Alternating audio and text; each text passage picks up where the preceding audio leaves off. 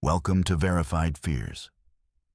The highways of Oregon and Washington disappear into fog so thick you can't see 10 feet ahead.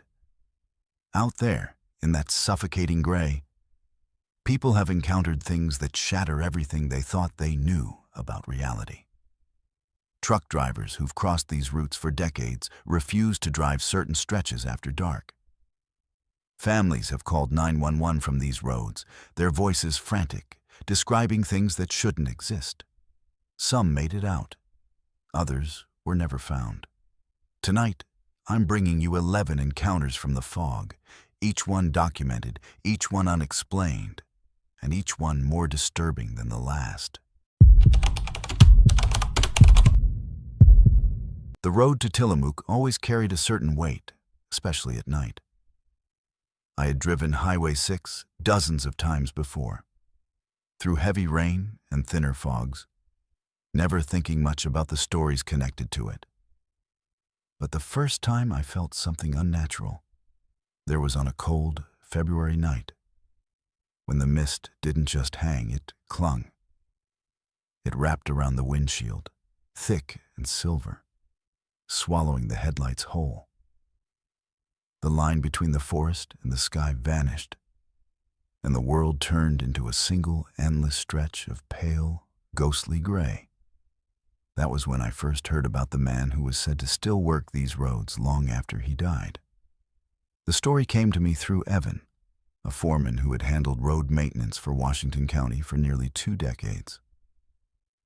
He was the kind of guy who didn't hesitate to climb under machinery or work in freezing rain. But when I met him for coffee late one night near Forest Grove, he looked worn down. Not the kind of tired that sleep fixes. Something deeper, like something had hollowed him out. He said he'd been avoiding late shifts ever since his friend disappeared 12 years ago during a mudslide cleanup near the Gales Creek Bridge. His tone wasn't dramatic or superstitious. It was the voice of a man haunted by something he couldn't reason away. The missing man's name was Aaron Cole. According to state records, he was a night construction worker in his late 30s, tall, quiet, with 2 kids in Beaverton. On the night of his disappearance, their crew had been repairing a damaged embankment after days of unrelenting rain. The slide had dumped wet soil and broken branches across the westbound lane near milepost 28. They worked well past midnight, and when Evan did his final check before packing up the gear, Aaron wasn't at his station. His reflective vest still hung on the guardrail, and his flashlight had rolled into the ditch, light flickering weakly in the fog. Search teams combed the area for 6 days straight. Drones, dogs, helicopters, nothing.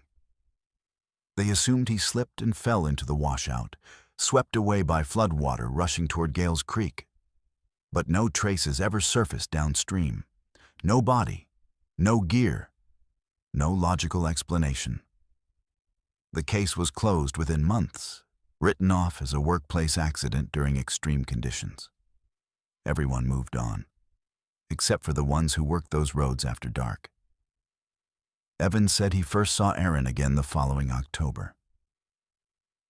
He had been called to the same stretch to repair signage torn by wind. Fog had thickened early that night, rolling off the forest like smoke. When Evan parked his truck, he saw a faint light ahead. Someone in a vest waving. The man was signaling him to slow down. Thinking it was a new hire, he followed the signal until his headlights illuminated the spot clearly. But as the beams cut through, the figure dissolved into mist. No footprints, no sound. Only the steady rain against the hood of his truck. He swore on everything holy he wasn't imagining it. After that, sightings trickled in from other drivers. Truckers, patrol officers, even 2 campers who took the wrong turn one night. All described the same image, a man in a wet, reflective vest, waving for help before vanishing near the western approach to the bridge. The town eventually gave him a name: the Worker of Gales Creek. For some, he was just an urban legend. For others, he was a warning. I didn't intend to believe any of this. Paranormal stories often take root in places where tragedy meets isolation, and highways are great breeding grounds for half-truths. But after weeks of reading accident reports and interviewing locals, the evidence didn't fade with scrutiny. It thickened. One report from 2017 noted a construction truck's onboard radio receiving interference near milepost 28, picking up faint transmissions of a man repeating coordinates and the phrase, "We lost the barrier." The coordinates matched the site of Aaron's last known position. That's when I decided to drive there myself. It was around 12:30 a.m. when I left Forest Grove and began the ascent. The fog came early that night, heavy and wet like the breath of something ancient. My wipers could barely keep up. The sound of rain tapping against the glass merged with the hum of the tires, creating a strange rhythm that lulled me into half-conscious focus. Every mile marker stood like a gravestone, simple, silent, patient. I passed logging roads swallowed by trees, their entrances glowing faintly from my high beams, giving the illusion of eyes watching from the dark. By the time I reached the Gales Creek Bridge, the world had gone utterly still. No traffic, no animals, just the smell of wet earth and pine. I parked my car on the shoulder and stepped out, the air biting cold even through my jacket. The silence around the bridge felt oppressive, dense enough to make every footstep sound wrong. My flashlight beam cut a narrow yellow cone into the fog, revealing nothing but slick asphalt and the silver arches of the bridge railing fading into whiteness. I called out, once, twice, just to hear my own voice anchor me. But then came something else. Static. Not from the trees or the rain, but from my car radio that I'd left on by accident. Through the static, a faint voice threaded, a man's voice, calm but strained, saying something about clearance and hold positions. It lasted only seconds before dissolving back into noise. The frequency wasn't one used by public broadcasts. It was listed for county emergency communications.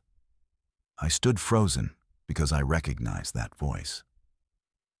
I'd heard a recording of Aaron Coles during an interview with the county department earlier that week. It was him. There's a certain terror that doesn't scream at you. It lurks in recognition, in the kind of certainty that gnaws instead of jumps. I returned to the car, trying to laugh it off, thinking maybe a trucker nearby was using the same frequency. I decided to leave, but my headlights flickered twice, then went out completely. The engine kept idling, but the road ahead fell into total darkness. Then, for barely an instant, someone crossed through my beams as the lights flashed back. The unmistakable outline of a man in a reflective vest, soaked through, waving both hands at me. I stepped out again, calling out, my voice cracking in the damp air. This time, I could smell fresh asphalt, the distinct pitch-heavy scent used on the highway, though I hadn't seen recent maintenance. I heard something metallic clanging in the distance, like tools striking a guardrail. It came from the far end of the bridge. I walked toward it, flashlight trembling. The closer I got, the more the fog moved, curling, folding, reshaping itself like it was breathing. Then I saw the vest again, hanging from the railing just as the reports described, glistening under a thin layer of water. Below it, the mud sloped sharply toward the creek. My light caught on something halfway down, boot prints spaced far apart, leading downward, and next to them, a single deep drag mark like something heavy had been pulled. I backed away. Every instinct told me not to climb down there, not in that weather, not alone. But then the radio flared again, louder this time. The same voice, clear as if standing beside me. Barrier lost, he fell through. Nothing else followed. Just that one broken phrase repeating, distorted and wet. By then, adrenaline had taken over reason. I started to climb down, slipping on the slick mud, flashlight beams shuddering with each movement. The fog below seemed thicker, almost pearly against the faint moonlight. When I reached the base, the ground was soft, soaked through. The creek's edge shimmered with small ripples that didn't match the sound of flowing water. That's when I noticed it. A reflective stripe partially buried under silt. I dug with my hands until it came loose. Part of a safety vest. Torn, decayed, edges stiff with age. The name patch was faded, unreadable.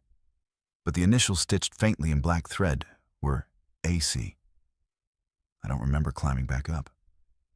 What I do remember is the feeling of something following me. The sense of eyes right at my back, just beyond vision, patient and deliberate. When I reached the car, the headlights came back on, humming bright, as if nothing had ever happened. My watch said 3:12 a.m., though I could have sworn I'd only been there for 30 minutes. As I drove, I glanced in the mirror out of instinct, more than curiosity. The fog parted for a second, and behind me, at the bridge's edge, a single figure stood, illuminated faintly in the red cast of my tail lights. Waving. I reported everything the next morning to the county transportation office, leaving out the supernatural details. They sent a crew the following week to inspect erosion damage. According to the foreman, when they dug near the western slope, they found twisted remnants of old reinforcement wire and broken concrete supports, exactly where I had climbed down. Buried beneath, they found fragments of rusted metal consistent with a reflective vest clasp. No human remains, but something about the recovered soil samples suggested prolonged submersion in sediment. The department's official stance was simple. Nothing unusual discovered. But the workers refused to stay past sunset. 2 of them claimed to see a light flicker down the slope after dusk.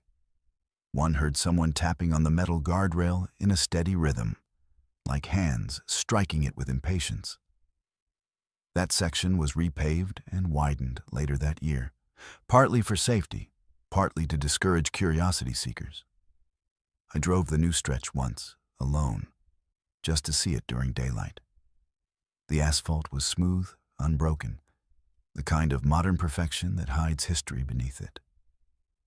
But as I passed milepost 28, a faint shimmer caught my eye on the shoulder. A flash of something bright in the corner of vision, like sunlight hitting glass. When I slowed to look, nothing was there. Only a gentle breeze through Douglas firs and the faint, wet smell of tar. And still, I could swear I heard a voice in the static of the radio again. Some say the dead don't stay where they fall. They stay where they're remembered, where their purpose was stolen mid-task. Maybe Aaron never left because his job wasn't done. Maybe he waves not to warn us of danger, but to ask for help no one can give. Every time I think about that night, I imagine the fog rolling down from the mountains again, swallowing the roads, the trees, the bridges we built to feel safe. Somewhere within it, a man stands waiting with a flashlight and a vest that gleams faintly even in death, waiting for someone to see him long enough to finish what he started. And on some nights, driving through that same curtain of mist, the radio still crackles once or twice, always on the same stretch, always the same frequency. The voice, faint but unmistakable, says only this: barrier lost, hold position. Then silence, until the fog thickens again. On Oregon's roads, silence often means safety. But along Highway 6, silence feels like someone finally stopped calling for help because he realized no one was coming. There's a certain kind of fog that moves differently along the Columbia River Gorge. It doesn't roll. It drifts, patient and deliberate, as though deciding who deserves to see through it. On nights when it sinks low across Interstate 84, the world feels suspended between two nightmares: the restless water below and the lonely cliffs towering above. It was on one of those nights, years ago, that I first saw her at mile marker 123. I hadn't realized at the time that I would never truly stop seeing her again. I had been driving back from Pendleton after visiting my sister, long past midnight. The highway mostly empty, except for the occasional freight truck rumbling in the opposite lane. The rain hadn't started yet, but the mist was thick enough to wash out the stars, and every bend looked like a hallway leading deeper into nothing. My radio had gone silent somewhere near the Dalles, leaving only the hum of the road beneath the tires. It was an ordinary trip in every way. Until it wasn't. I caught sight of her just beyond the exit sign for Rufus, standing on the shoulder where fog met asphalt. She looked lost but calm, drenched from head to toe, even though the air was dry. I slowed down instinctively because she wasn't moving, just watching the road with vacant eyes. Her pale dress clung to her legs, and her long, dark hair seemed to glisten under the headlights. She looked young, maybe late 20s, but her face held an expression of exhaustion that didn't match her body. She didn't wave, didn't flinch as my car rolled closer. She just turned her head slowly, as if unsure whether I was real. Something in me wouldn't let me keep driving. I've told myself since then that it was decency, a sense of civic duty. But deep down, it was curiosity, a need to make sense of something my instincts had already labeled off. I pulled over about 10 yards ahead and left the hazard lights on. When I stepped out, the cold hit like needles. The fog hissed slightly where my breath met it, and the highway stretched away in both directions, empty and still. "Are you all right?" I called out. No response, just the sound of the wind slipping through the guardrail. When I turned on my flashlight, she was gone. I swept the beam across the shoulder, the ditches, the open field near the tree line. Nothing. Not even footprints in the wet gravel. I stood there for a moment, confused and slightly embarrassed. It's amazing how quickly the mind begins to question its own senses when faced with absence. I got back in the car, convinced that fatigue had played a trick on me. But as I merged back onto the blacktop, headlights cutting through another curl of fog, a faint outline appeared again in the rearview mirror. Just for a heartbeat, that same drenched figure, standing at the same spot, looking after me. I didn't sleep that night. After reaching home, I scoured local reports online, looking for missing persons along that area of I-84. I found nothing current, but deep in an archive from 1989, a brief article caught my eye. Woman identified in early morning accident near mile 123. Vehicle submerged after collision with guardrail. No witnesses. Her name was Emily Carver, a teacher from Hood River. The article ended with a small note. Hitchhiker reportedly attempted to signal aid moments before impact. Identity unknown. Weeks passed before I returned to that stretch of highway. But something in me needed to.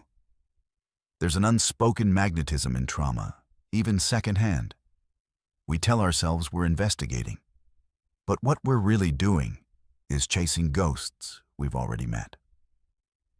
I drove out near midnight again in early spring, this time deliberately slowing as I approached the mile marker. The night looked almost identical to before. Heavy fog, low clouds, a kind of wet silence that soaked through your clothing. For several minutes, nothing stood out. Then I noticed it. A faint shape appearing just beyond the median light, motionless and barely visible. My chest tightened, though I forced my foot off the brake. The figure in white stepped forward. Same soaked dress, same long dark hair. I could see her reflection shimmer across the glass of my windshield as I drove past, but what froze me wasn't her appearance. It was her expression. She wasn't pleading. She wasn't lost. She looked almost relieved, as if recognizing me, as though she'd been waiting for me to come back. I pulled over farther ahead, but didn't get out this time. I stared into the rearview mirror, breath shallow. The road behind was empty. Just fog. The moment I exhaled, the radio, dead silent for hours, flickered to life. A low burst of static, followed by a woman's voice whispering unintelligible words. It lasted maybe 10 seconds before dissolving into nothing. The clock on the dashboard blinked 12:37 a.m. and then froze. Later, I would learn the accident report from 1989 listed 12:37 a.m. as the exact time of Emily Carver's crash. I've always been rational about the world. I don't believe in curses or wandering souls. I believe in psychology, in how guilt or fear can plant illusions so deep they grow roots. But this wasn't my guilt. I never knew Emily. Yet, after that night, she began visiting me elsewhere, in dreams, reflections, any place fog touched glass. Always silent, always near mile marker 123. Months later, I contacted the State Patrol office under the guise of research. The officer I spoke with sounded weary the moment I mentioned that stretch. He told me unofficially that dispatch receives dozens of calls every few years, reporting a barefoot woman walking that highway segment at night. Drivers often think they've hit her. Some swerve off the road or stop to help, only to find tire marks circling nothing. The patrol stopped logging those reports years ago because it kept confusing rescue teams. The officer's last words lingered with me. She doesn't haunt the place, she repeats it. I couldn't let that phrase go. So I drove there again, but not at night. It was early morning this time, pale sky over the gorge, light mist rising off the water. The area looked harmless in daylight, even beautiful. I parked near the marker and climbed down toward the riverbank, trying to get a sense of where her car might have gone off. The slope was steep, riddled with old driftwood and small stones polished smooth by rain. I found what looked like the remnants of a guardrail, curled inward like melted bones. Near it, buried in weeds, was something reflective. I brushed the dirt away and uncovered a fragment of blue glass. A car mirror, sun-faded. A faint manufacturer's mark stamped the back. The model matched the car in the 1989 report.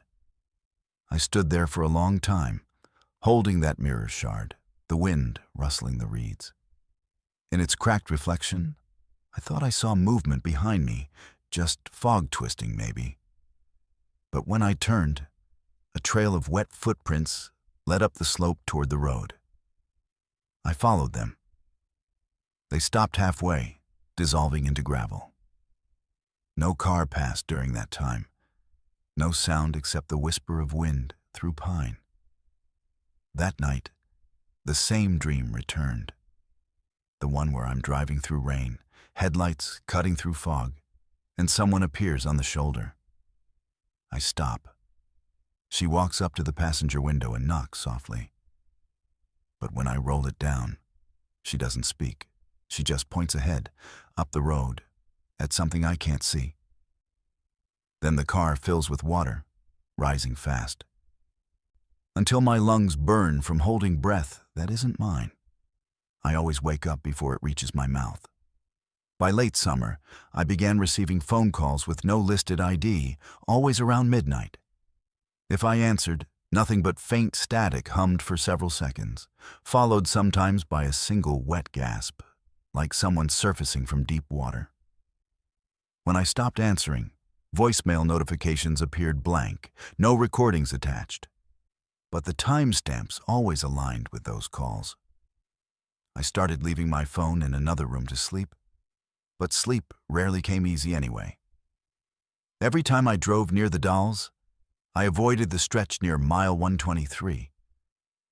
Until one night, something forced me to return. It was early October, a year since the first sighting. Oregon rain isn't like most rain. It arrives heavy and stays longer than it should. That night, it was relentless. The windshield blurred everything, wipers struggling to keep pace. I wasn't supposed to be there. I had taken a detour after a landslide closed part of another route. But somewhere between exhaustion and muscle memory, I realized too late where I was. The sign appeared through the sheets of rain. Mile 123.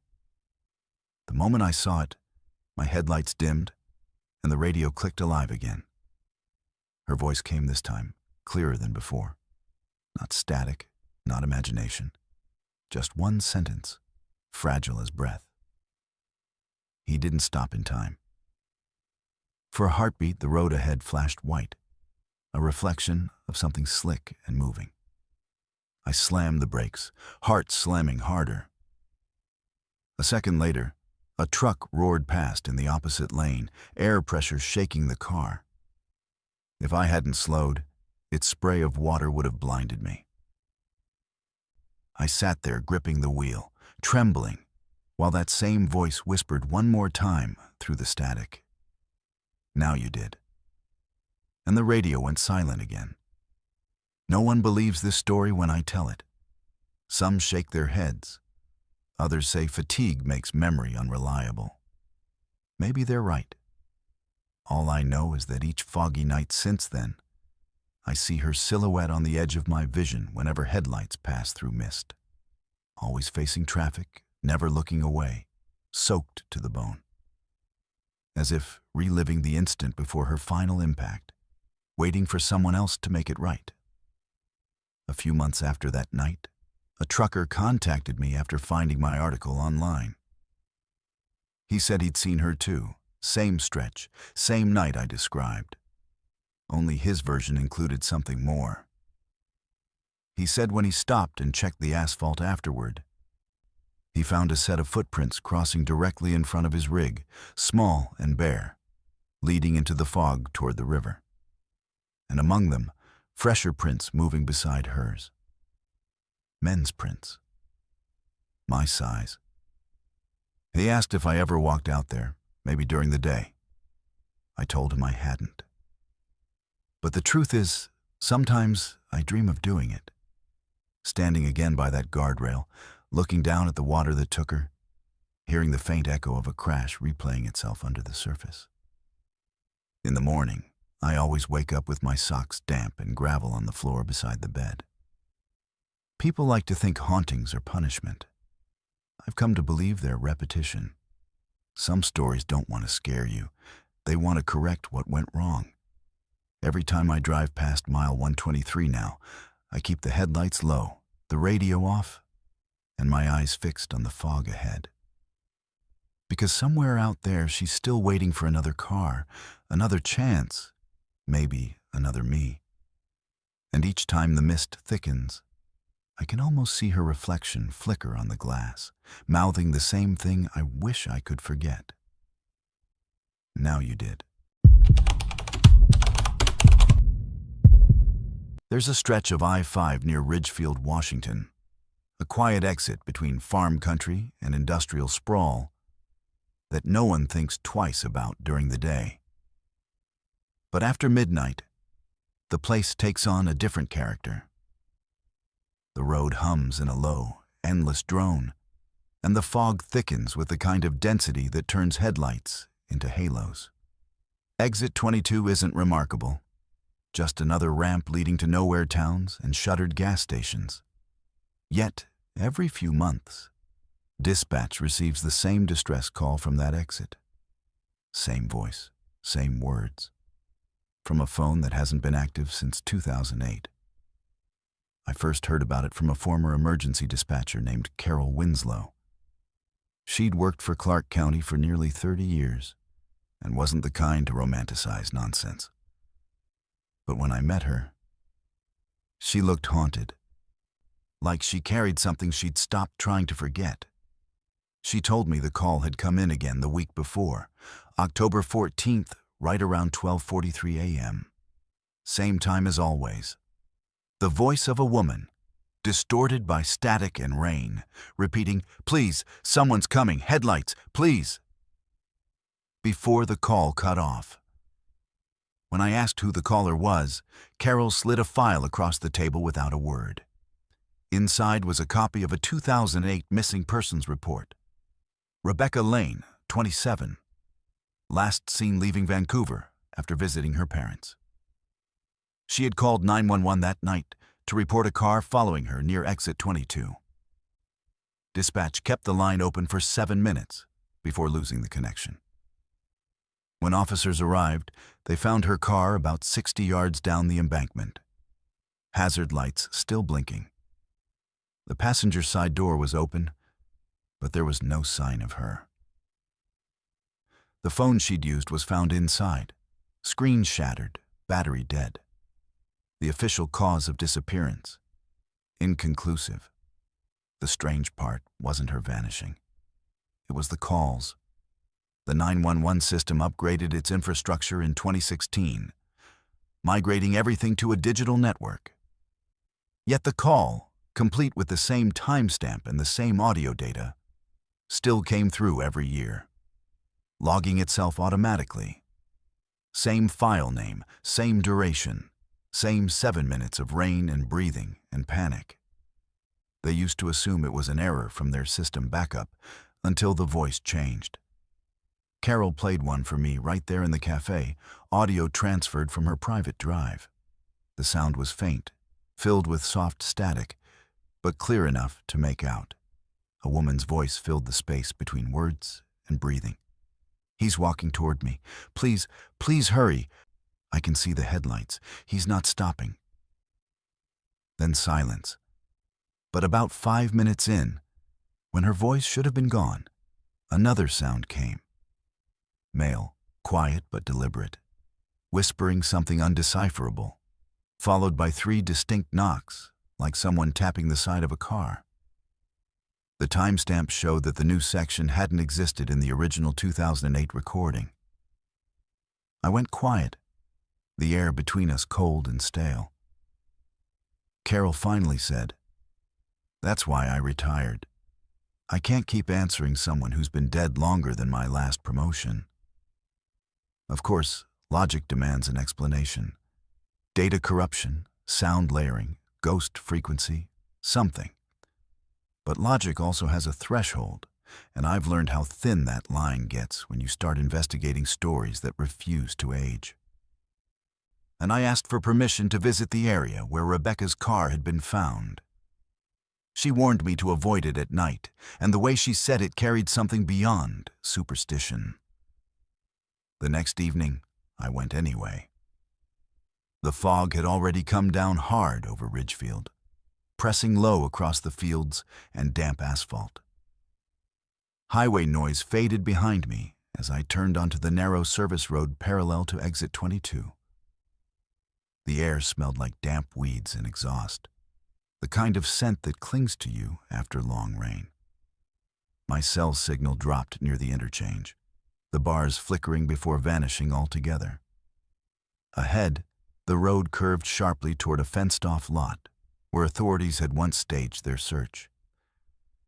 From that bend, the slope down toward the ditch was still visible. Steep, tangled with brush, and littered with bits of rusted metal. The ground there looked soft, even from the pavement, rain pooling in shallow depressions. I parked near the barrier and cut the engine. The silence pressed in as close, the sort that feels alive. I left the headlights on and walked toward the signpost for exit 22, the numbers barely visible beneath grime. Each step crunched gravel underfoot. When I reached the guardrail, the world dimmed even more. Sound seemed to fold over itself. Even my breathing felt heavy. In that thick quiet, I almost didn't notice the faint hiss behind me. It took a few seconds to realize it wasn't the wind. It was my phone. The screen had come to life on its own, the signal bar flickering once. Then the screen glitched. Flicker, static, and a single notification appeared. One missed call, unavailable. The time, 12:43 a.m. I didn't move. The call icon blinked for several seconds before vanishing. Before I could process it, the phone vibrated again. This time, incoming call. Same source. Static hummed faintly beneath the ringing, like whispering through a radio. Against every instinct, I answered. For a moment, there was nothing. Then came breathing. Soft, scared, shallow. A woman's voice followed, identical to the one from the recording I'd heard. Please, someone's coming. I can see you.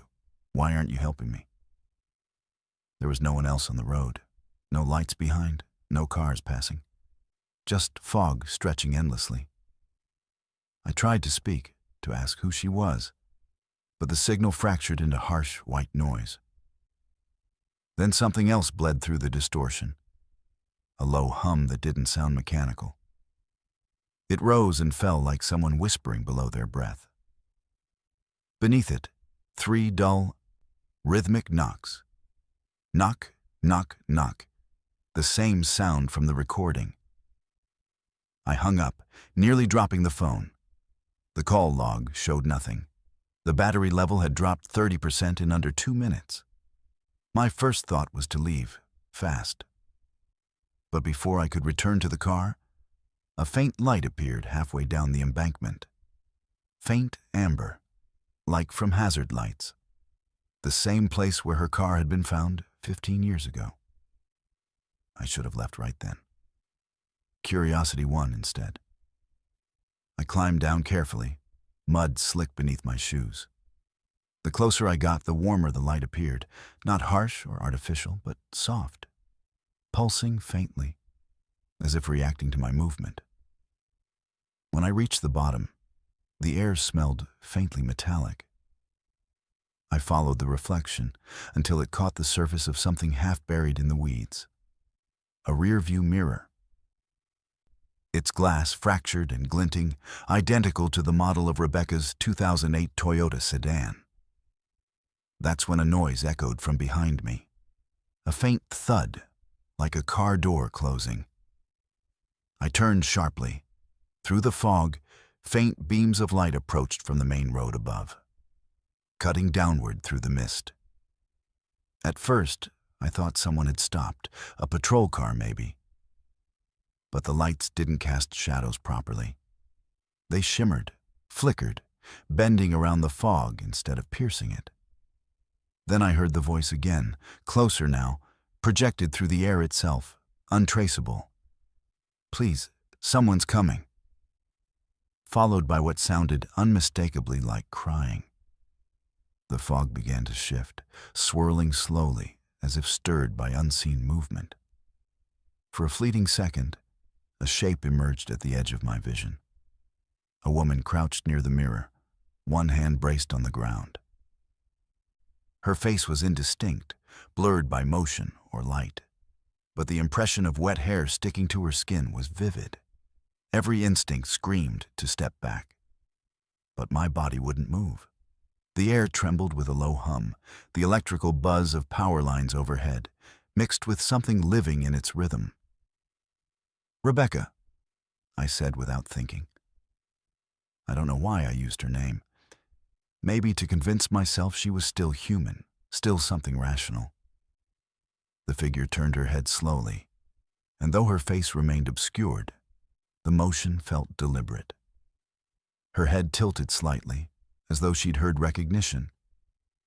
Then the headlights from above flared bright, the shape gone in an instant. The fog collapsed inward, leaving only the rhythm of dripping rain and the faint beep of my car's low battery warning echoing from up the road. I climbed back shakily, heart hammering. When I reached the pavement, I caught my reflection in the passenger window, pale, drawn, and behind me, faintly, the curve of another silhouette standing at the guardrail, looking toward the ditch. Not a trick of light, just the faint outline of someone standing perfectly still. I drove for miles before pulling over again. My hands wouldn't stop shaking. The clock on my dashboard read 1:07 a.m., but my phone still showed 12:43. It stayed that way for the next hour, unresponsive until dawn finally broke and the signal returned. The missed call had disappeared, but in my audio files, a new recording sat atop the list, time-stamped 12:43 a.m. It was only 7 minutes long. Listening to it the next morning in daylight made it worse. The first 3 minutes were the same. The woman's voice crying, then silence. But midway through, another voice joined. Mine. My own recorded breathing, muttering faint phrases I didn't remember saying. "Can you hear me? Who are you?" Followed by the echo of her last line. "He's here." Then static, ending abruptly. I wanted to believe the file had been altered, that maybe I'd recorded something accidentally through the phone's mic. But the metadata told a different story. The file type matched emergency system logs, not mobile device recordings. Same format used by dispatch centers. Weeks later, I returned to Ridgefield one final time during the day. The fog had burned off, the sky bright over distant silhouettes of wind turbines. The exit looked painfully ordinary beneath sunlight. New paint, trimmed grass, the world in motion again. I spoke with a highway maintenance crew nearby, asking if they'd ever found remnants of older wreckage during cleanup. One of them, a tall man with a faded safety vest, paused before answering. He said last year they'd dug up something not on record. The hollow frame of an old cell phone, corroded and cracked, but still containing its SIM card. They'd handed it to law enforcement, who never reported back. He shrugged as if it meant nothing. Whatever that phone carried, it's still speaking. Carol called me 2 months later, voice trembling. She'd come out of retirement briefly to help train new dispatchers, when another instance of the call triggered. Only this time, the message was shorter, barely 10 seconds long. No rain, no pleading. Just silence, then a final whisper. No one came for me. I stopped answering unknown numbers after that. Still sometimes, driving late between Seattle and Portland, I noticed those empty exits slipping by, fog rising like exhaust ghosts around the ramps. Every exit has its story, but only one keeps calling. Once in a while, when the signal cuts for no reason and the phone vibrates against the console, I see it. Just one notification, always the same message. One missed call, 12:43 a.m. Exit 22. I never answer anymore. But sometimes, late in the hum of the highway, I swear I still hear the faint whisper of someone breathing through my radio speakers, waiting to finish a call she started years ago. I've learned to respect late-night drives, especially along the Oregon coast. Something about the sound of the waves colliding with fog and the long, curling asphalt makes you feel like the world stretches too far for its own good. When the highway winds through empty stretches of pine and marshland, you start to sense a rhythm. How isolation beats like a pulse out there, steady and patient. I've taken that drive dozens of times, usually alone, passing through Tillamook, Florence, Coos Bay, all the nameless places where the ocean hides right beside the trees. But one night, south of Florence, I stopped at a gas station that, according to every record and map I could find later, never existed. It was around 1 a.m., the highway barely visible under shifting fog. My tank was low, dangerously low, and I hadn't seen a single open business for miles. I told myself I'd push until Reedsport, though my gauge was blinking beneath empty. Then, through the haze, a faint orange glow appeared ahead. Neon signage flickered behind the fog, half swallowed by the trees. Gas, open 24 hours. I almost laughed from relief. The building looked weathered but real. A rundown one-story structure with two old-style pumps out front, the kind that still had analog dials. A rusted pickup sat by the side of the building, driver's door closed, but windows fogged from the inside. The faint smell of gasoline and wet wood drifted in the air. When I stepped out, the night seemed quieter than before. No insects, no ocean wind, just the soft clicking of the fluorescent sign overhead. Inside, warm light spilled through grimy windows, and the faint sound of a radio played something old, maybe from the 60s. I walked up to the front door and pushed it open. Immediately, the bell above it gave a faint metallic ring, and a scent hit me. Dust soaked in gasoline, old oil, faint tobacco.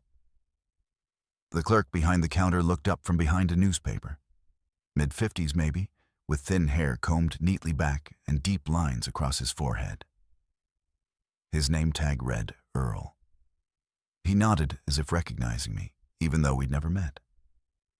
"Evening," he said in a calm drawl. "Rough night to be out this far." "Yeah," I said. "Didn't expect anything open." He smiled faintly. "Most nights, neither do we." Something about that line stuck with me, but exhaustion had softened my sense of strangeness. I told him I needed to fill up, and he pointed toward the far pump. "Use number 2. Number 1's had ghosts in the seals since spring." He chuckled lightly, maybe as a joke, maybe not. As I filled the tank, I kept glancing around. The fog thickened, wrapping everything in dull silver. The only light came from the lamps above the pumps and the hazy orange glow within the store. I noticed something odd. No insects hovered near the lights, not even moths. The night didn't feel alive. It felt paused. When I went back inside to pay, Earl was looking out the window, his posture oddly fixed. He glanced at me only once before saying, "Heading south means trouble tonight." I hesitated. "Why's that?" He turned fully now, eyes heavy like they were carrying memories that hadn't faded right. "Tide's not done swallowing," he said softly. "Wasn't finished last time neither." The words made no sense, but they carried weight. Maybe I looked confused, because he quickly added, "Storm rolling in, washes out the lower roads. Ain't safe past Siltcoos this time of year." He scratched his temple, gaze distant. "You from around here?" "No, just passing through," I said. He nodded slowly. "Always are." He handed me my receipt, but when I glanced down, there was no date printed, just a ghosted string of faded numbers and the name of the town, Siuslaw Station. I'd never heard of it. When I looked back up, he was staring again, expression unreadable. You see a fog like this, you don't drive blind through it. It remembers the ones who did. I thanked him, trying to keep the conversation polite. But before I turned to leave, the radio behind him crackled violently, cutting through with static. Then came a faint female voice, distorted but urgent, saying something about water rising and the south route. Earl moved quickly and switched it off. The sound vanished as if nothing had interrupted it. "Storm warnings," he muttered, always talking louder than they should. He gave a slow nod toward the door. "Drive careful now." Outside, my car gleamed under the station lights, droplets forming faint trails across the glass. For a second, I thought I saw movement inside, something shifting in the passenger seat. But when I looked closer, nothing was there. When I started the engine, my dashboard clock blinked oddly. 1 a.m. sharp, same as when I'd first arrived. I hadn't been there long enough for the fill-up, or maybe I had. The world outside the car felt suspended, the fog thicker now, rolling in waves like surf. As I turned back toward the road, Earl stood by the doorway watching, his silhouette framed in the glow. I waved briefly. He didn't wave back. The drive south felt endless. The fog grew so dense that the road seemed to dissolve just a few yards ahead. I could barely make out the reflective edge lines. No cars passed from either direction. Each time I thought about turning on the radio, silence felt safer. About 15 miles later, the glow of the station faded behind me completely, swallowed by the rise of the cliffs. Rain started then, sudden and sharp. Somewhere near Siltkus, the road split near a narrow bridge. The left path led deeper inland, while the right followed the shoreline. The GPS kept freezing, recalculating repeatedly, as though unable to decide where the highway actually was. I pulled over to check my phone. All networks showed no service. The map froze with a faint outline of my current location labeled Siuslaw Bay. That name again. By then, rain had slowed into mist. I could hear waves somewhere beyond the dark, a hollow rhythmic crash hidden behind the fog. The car clock still read 1 a.m. It was then that my headlights caught something ahead, a sign, half-rotted but legible beneath lichen. Siuslaw Station, 0.3 miles. The same name from the receipt clung to the damp air like déjà vu. I stared at it for a long moment, logic unraveling. I had driven south for 15 miles, but apparently hadn't moved at all. Against reason, my fuel gauge had dropped again, nearly empty. I turned the car around, intending to go back the other way. But the road behind me was gone. Not literally gone, just erased. No faint tire marks, no light in the distance. Only the dense silver wall of fog, alive with faint shifting inside it. My hands tightened on the steering wheel as I forced myself forward, retracing the direction I remembered. Minutes passed, maybe more, until the faint orange glow reappeared through the haze. The gas station again. Relief flashed through me for a moment, until I noticed the details had changed. One of the fuel pumps was missing. The truck that had been parked by the side now sat in the center lot, door hanging open. And inside the station's windows, no light glowed. Still, I had no choice. My gauge was on fumes. I pulled in again slowly, watching for signs of life.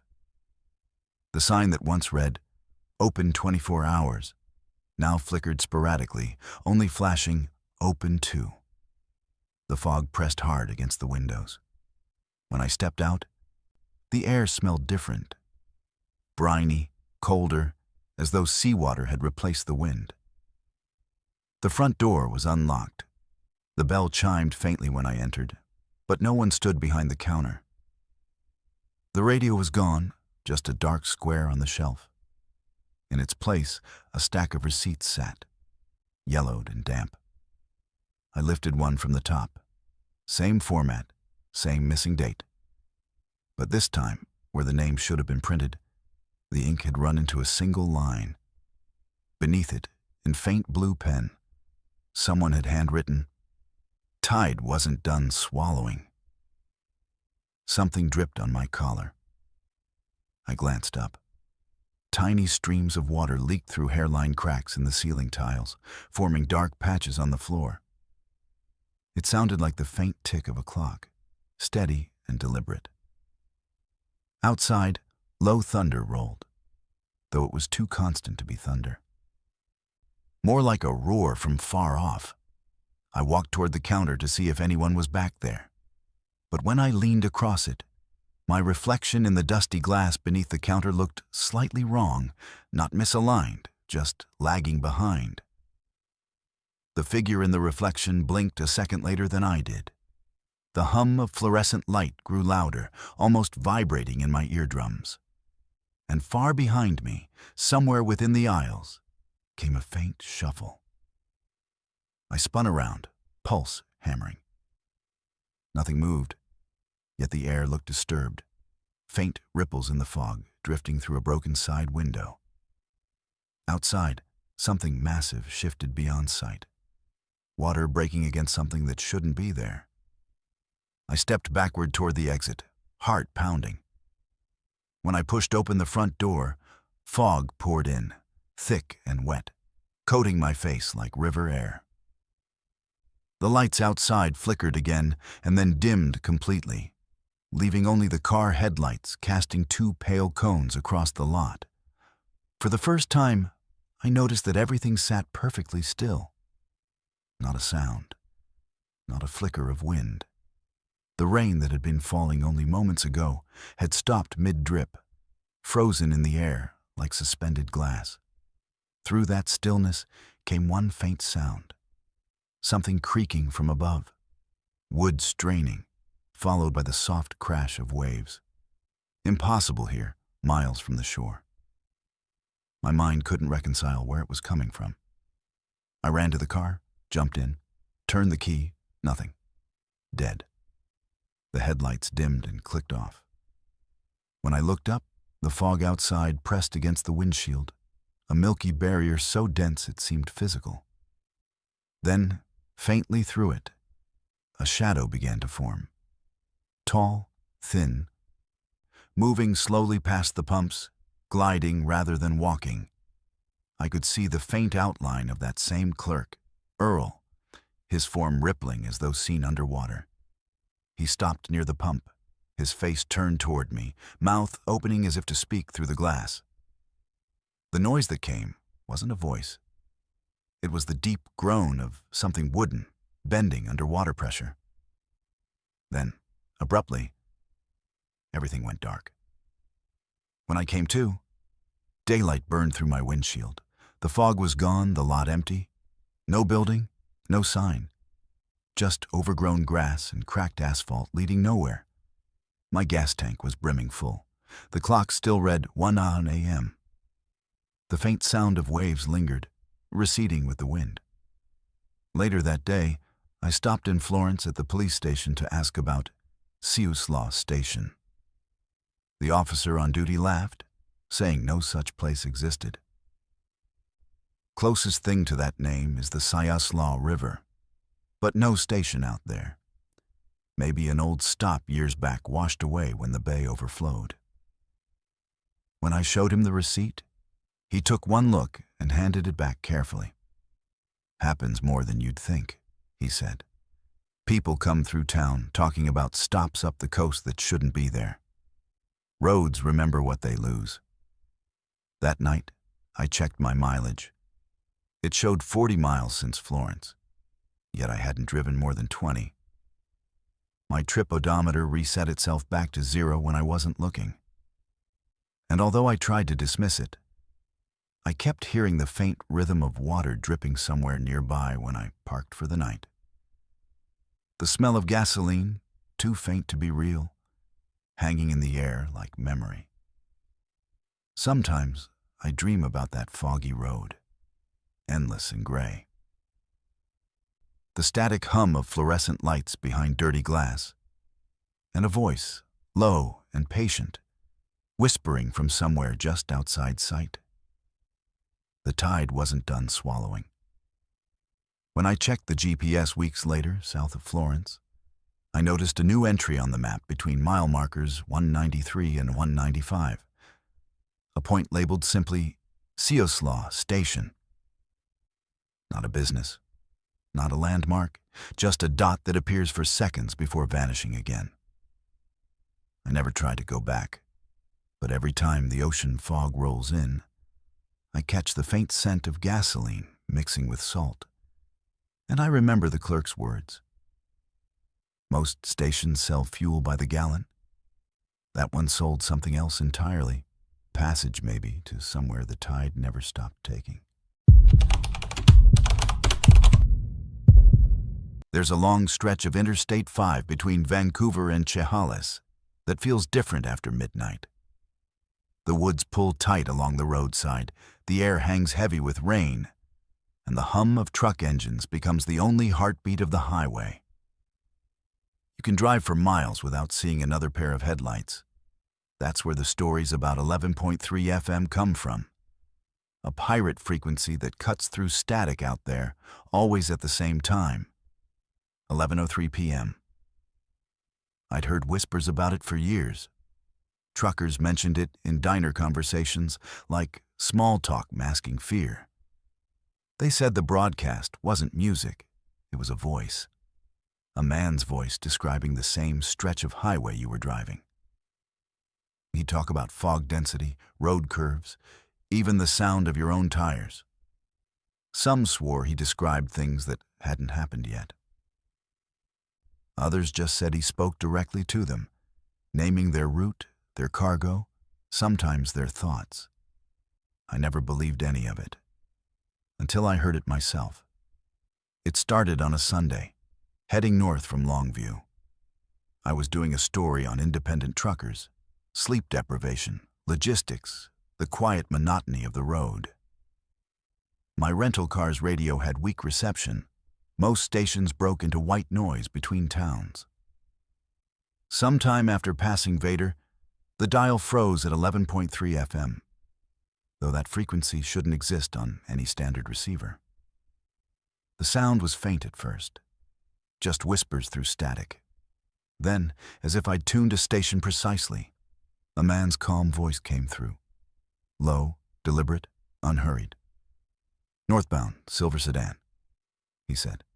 2 miles from mile marker 63. You're listening, aren't you? My hand froze. I was driving a silver sedan. My headlights had just passed that marker. I told myself it was coincidence, a prank maybe, or interference from a local CB broadcast. But his voice continued. "Keep to the right lane. Do not look at the reflection beside you. It isn't yours." I laughed nervously, glancing around out of habit. No other vehicles in sight, just fog moving like ghosts between pine silhouettes.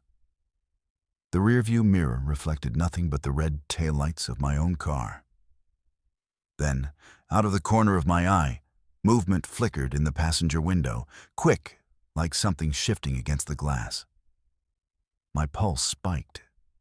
I didn't dare look directly. Instead, I turned up the volume. The voice kept speaking, describing fog patterns, exact weather, the faint smell of burning rubber I now realized I could smell too. The more he described, the more the inside of my car seemed to align with every word. 11:3, he said softly. "The road knows who's listening. Stay between the lights." Then the signal cut off, replaced by static so sharp it pierced like tinnitus. I pulled over at a rest stop near Napavine, hands shaking. I checked my surroundings, empty lot, one flickering lamppost, vending machines humming beside a locked restroom. My phone showed no service. When I searched for 11.3 FM again, the radio refused to tune, skipping straight from 11.1 to 11.5. The frequency didn't exist anymore. That would have been the end of it. But I made the mistake of mentioning it 2 days later to a long-haul driver named Ray at a diner outside Tacoma. The moment the words, 11.3 FM, left my mouth, he went pale. His fork clattered onto the plate. He asked what day and time I heard it. When I told him, he shook his head. "Once you tune in," he said, "it tunes back." He explained his version between hesitant sips of coffee. Years back, around the same stretch of road, he'd picked up the frequency while hauling freight through fog. The voice described a deer on the shoulder, told him to slow down before he hit it. He did, and when he looked again, there was no deer. Just a man standing in the breakdown lane, waving. The man's face was pale, eyes dark like caves. Ray swerved, nearly jackknifed the rig, and when he looked again, both the man and the voice were gone. But every night since, his radio turned on at 11:03, no matter if it was unplugged or off. Sometimes, he said, the voice described dreams he hadn't had yet. I left that diner unsettled, but not convinced. Rationality clings hardest before it breaks. The next week, I drove the same stretch again, this time deliberately tuning the radio at 11 p.m. Rain hit the windshield like pebbles, and the landscape blurred. The dial refused to stay silent. The frequency reappeared on its own, faint static forming slow words. The voice returned, same one, too calm to be human, yet too precise to be machine. Back again, he said. Curiosity is how it starts. Then the echoes follow. The station had no name, no music, just dense background noise, almost like wind recorded inside a tunnel. I tried to record it on my phone, but the moment I pressed record, the audio cut out entirely, as though something jammed the mic. The voice spoke again, smoother now, almost amused. Don't bother recording. You'll only capture yourself. The dashboard lights dimmed slightly, flickering with the faint hum beneath the signal. It sounded like breathing, slow, steady. Through the windshield, rain streaked vertically down, but when I looked sideways, it seemed to fall in reverse, climbing up toward the sky. The voice lowered. You're driving north, but they buried the road wrong. It still believes south is the way home. Static swallowed the transmission, but the air in the car didn't return to silence. There was still sound, whisper thin, like fingers brushing fabric. I glanced toward the passenger seat and froze. A faint impression sat there in the fabric, as if someone had leaned back moments ago. The temperature dropped steadily. My breath fogged in front of my face. Then came soft tapping, 3 times, near the dashboard vent. When the signal broke again, the voice sounded frustrated. You shouldn't have looked away. I don't remember pulling over. Just the sudden realization of sitting at the side of the highway, rain tapping against the hood. My radio screen blinked repeatedly, cycling through random numbers, none matching any frequency. The clock on the dash flickered between 11:03 and blank. My phone had recorded nothing, but its battery showed 11%, drained from nearly full. When I returned home, I couldn't shake it. I told myself it was fatigue, suggestion, coincidence. Yet every night after that, I woke precisely at 11:03 a.m. or p.m. No alarm, no reason. Always to faint static from somewhere inside the room. It didn't come from my phone, nor any nearby device. Just sound, lightly vibrating the air, enough to make the windows hum. I drove a different route weeks later, avoiding I-5 completely. Yet the voice returned through Bluetooth speakers, even though the radio wasn't tuned.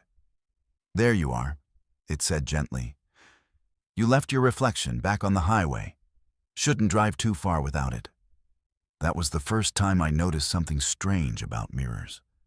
My car mirror had developed a faint blotch near the center, an oil-like smudge that blurred whenever headlights passed. When I wiped it clean, shapes briefly shifted under the swirl. Indistinct, shadowed. I stopped checking altogether. I reached out to a broadcasting engineer from Seattle, hoping to debunk this thing once and for all. His name was Greg, and he handled frequency mapping for local emergency services. When I mentioned 11.3 FM, he looked skeptical, until I gave him the coordinates where I'd heard it. He said, "That's dead spectrum. No authorized transmitter should reach out there, not even a test signal." He offered to scan the area with his own receiver. The next week, he called back sounding shaken, "We caught something broadcasting from a moving source," he said. "Same frequency, but the transmit origin kept shifting by mile increments. It was moving with traffic flow." He played a short sample through the phone. Muffled voice, only one legible sentence. "You left something behind." The call cut suddenly. I tried reaching him again the following day, but his voicemail greeted me instead. The recording strangely distorted, as if someone had replayed his voice through a speaker underwater. 2 days later, his number stopped accepting calls altogether. I told myself to quit chasing the story. Some things don't want to be explained, they want to be repeated. But it didn't matter anymore. Once you hear 11.3 FM, it finds you again. Always at 11:03, always describing something close enough to touch. Months passed. I stopped driving that route, sold the old car, changed phones. Yet sometimes, while parked in silence, my speakers come alive, unprompted, static breaking into faint voice fragments. Never the full broadcast, just pieces.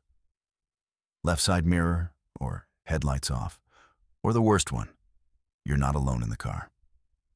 I began keeping journals of every occurrence, the dates, times, words. Patterns emerged. Every recording had background noise. Rain, faint traffic, one recurring sound behind it all, a soft hum on a low F frequency, matching the tone of the average human heartbeat under stress. The voice occasionally mentioned others, as if addressing multiple listeners. They're still on the road. They can't pull over. I used to think it was random people tuning in by accident, caught in the same phenomenon. Now I'm not sure. Last fall, I returned one final time to the same section of road. It felt like unfinished business. The air was sharp, clear, no fog this time. I tuned every frequency I could, but all stayed silent until 11:03. Then faint static bloomed again, like breath on glass. "Welcome back," said the voice. "Third lane, don't swerve." A flash of headlights blazed from ahead, a semi drifting across lanes. My instinct kicked in. I hit the brakes, horn blaring. The truck missed me by inches before screeching back onto its route. I sat there, breath shattered, heart beating through my ribs. Another second's difference, and I'd have been gone. When I tuned away from the frequency, everything went dead silent. Like the air itself had been exhaled. The radio screen dimmed permanently after that. No static, no sound, just emptiness. The thing about strange signals is that even when they stop, something lingers. A residue burned into memory. Now, at exactly 11:03 each night, every electronic device in my house falters for a moment. The lights dim, the internet drops, and inside that second of silence, I hear it faintly again. The familiar words, steady, patient, closer than before. Keep to the right lane, and keep listening. I stopped driving long distances after that. The comfort of motion feels dangerous now, like bait dangled before something waiting. Still, some nights, lying awake, I turn on the radio anyway, just to prove I'm not afraid. The dial never lands on 11.3 anymore. It skips every time. But that doesn't matter.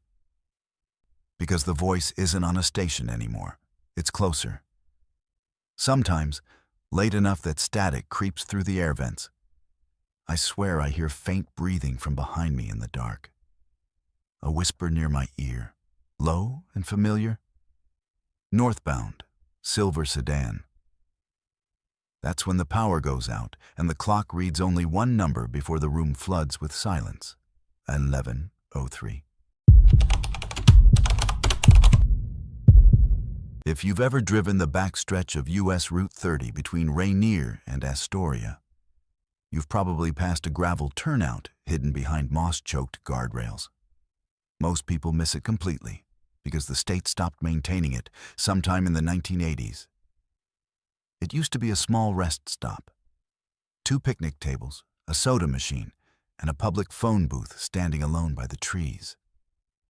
The whole place smells like rain-soaked cedar and rust. You wouldn't think anything of it, except that at night, there are lights that flicker there when no power runs through. I came across it by accident almost 6 years ago. I was driving from Portland toward the coast after a long recording job around 2 in the morning. Fat rain blurred the windshield, and my wipers screeched every few seconds like they were begging to stop. I'd been on that road before, but never in such thick fog. The mist wasn't natural. It felt layered, as if the road had been caught between 2 different nights. My phone showed no signal past Klatskani, and the highway turned narrow and slick as I climbed the hills. That was when I saw it. The faint yellow of a streetlight, just one, out in the trees. I slowed down thinking it might be a rest area. But when I turned onto the gravel lot, I realized nothing here belonged to this decade. The structure that should have been a restroom stood half-collapsed, covered in ivy. The vending machine by the entrance had a faded Coca-Cola logo from the 70s. I stepped out into the cold air, the smell of wet bark strong enough to sting the nose, and for a moment it felt like stepping backward in time. Everything was soaked and heavy, but the air had that stillness that only follows after a storm. I was exhausted, disoriented, and buzzing from caffeine. I told myself I just needed 5 minutes, a quiet stretch to breathe before driving again. I went to lean against one of the picnic tables, but when I rested my hand on it, the wood was dry, perfectly dry in a landscape dripping with rain. My skin prickled. My breath came out white, though the night wasn't that cold. That's when I heard it. The distant hum of a soda machine compressor kicking on. I looked over at the vending machine in disbelief. Its red light flickered once, twice, then glowed steady. I walked closer, half expecting to hear a generator somewhere nearby. But there was no sound except the surrounding river of fog and that faint electric hum. Coins rattled faintly inside the machine, like someone just finished paying. The keypad, dusty and cracked, blinked faintly behind its fogged glass. For whatever reason, I pressed one of the buttons. The machine groaned, a low internal rattle, and a can clunked into the dispenser slot below. I froze. When I reached down, my hand found a chilled aluminum can, beads of water sliding down the surface as if it had just left a cooler. The label was warped, unrecognizable, maybe an old brand. But the air around me had gone still again, and far off towards the tree line, I thought I heard footsteps, soft, crunching through wet gravel. I turned sharply, flashlight cutting between the trees. Nothing. Just mist curling upward like smoke. The footsteps stopped, but I couldn't shake the feeling I wasn't alone. I got back into the car, placed the can on the passenger seat, and sat in silence, letting the engine idle. The can hissed faintly, slowly deforming inward as if losing pressure. Something about that sound filled me with dread. I left without looking back. By the time I hit Westport, the fog had lifted.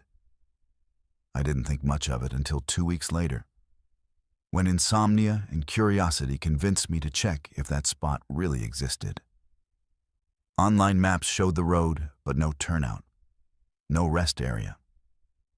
Old satellite images from the 1980s, however, showed a small gravel lot labeled Rainier Rest Area, closed. Clicking through historical views, it simply vanished after 1992. Removed completely, trees swallowing it whole. That was the moment it became an obsession. A month later, I returned in daylight. The forest had changed color, early fall bleeding through the leaves. I found the turnout easily enough, though the road signs had rusted beyond recognition. There were no lights, no machines, nothing electrical in sight. Yet the faint imprint of the rest stop was still there. The outline of where a building once stood, the broken base of a lamppost, twisted rebar spearing through the moss. At the edge of the lot, I noticed something unusual. A cracked plastic name tag half buried in dirt. The name still legible, Diane. Beneath it, the emblem of Oregon Department of Transportation. Something about that tag felt wrong, like it had been waiting. I pocketed it without thinking and walked toward where the vending machine had stood. That's when I noticed a new detail. The ground was marked with faint, circular scars, as though the footprints of tables or benches once bolted there. But beneath one, the nearest to the edge of the trees, something metallic gleamed. I knelt, brushed the dirt aside, and uncovered half of an old car key, corroded but intact, connected to a ring that bore a small brass tag. On it was etched, "Rest Stop Staff, Maintenance."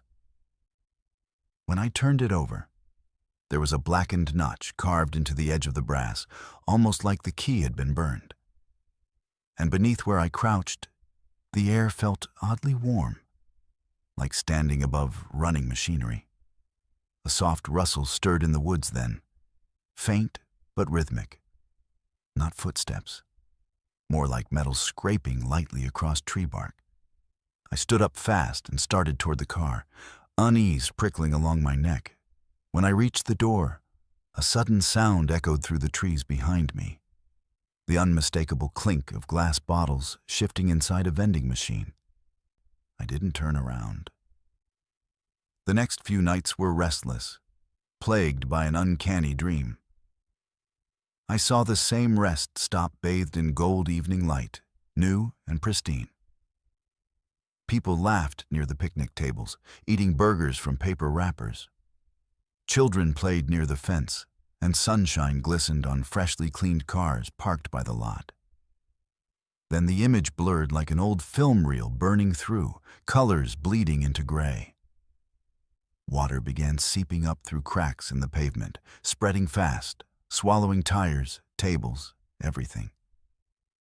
In that vision, I saw Diane, the woman whose name tag I'd found, standing waist-deep in that rising water, one hand gripping a soda can, the other reaching toward me, mouthing something I couldn't hear. Assuming my mind was just weaving details together, I decided to drive there one final time. Closure, at least that's what I called it. Though looking back, obsession may be a kinder word. It was mid-November, fog rolling inland from the Columbia River, thicker than it had been before.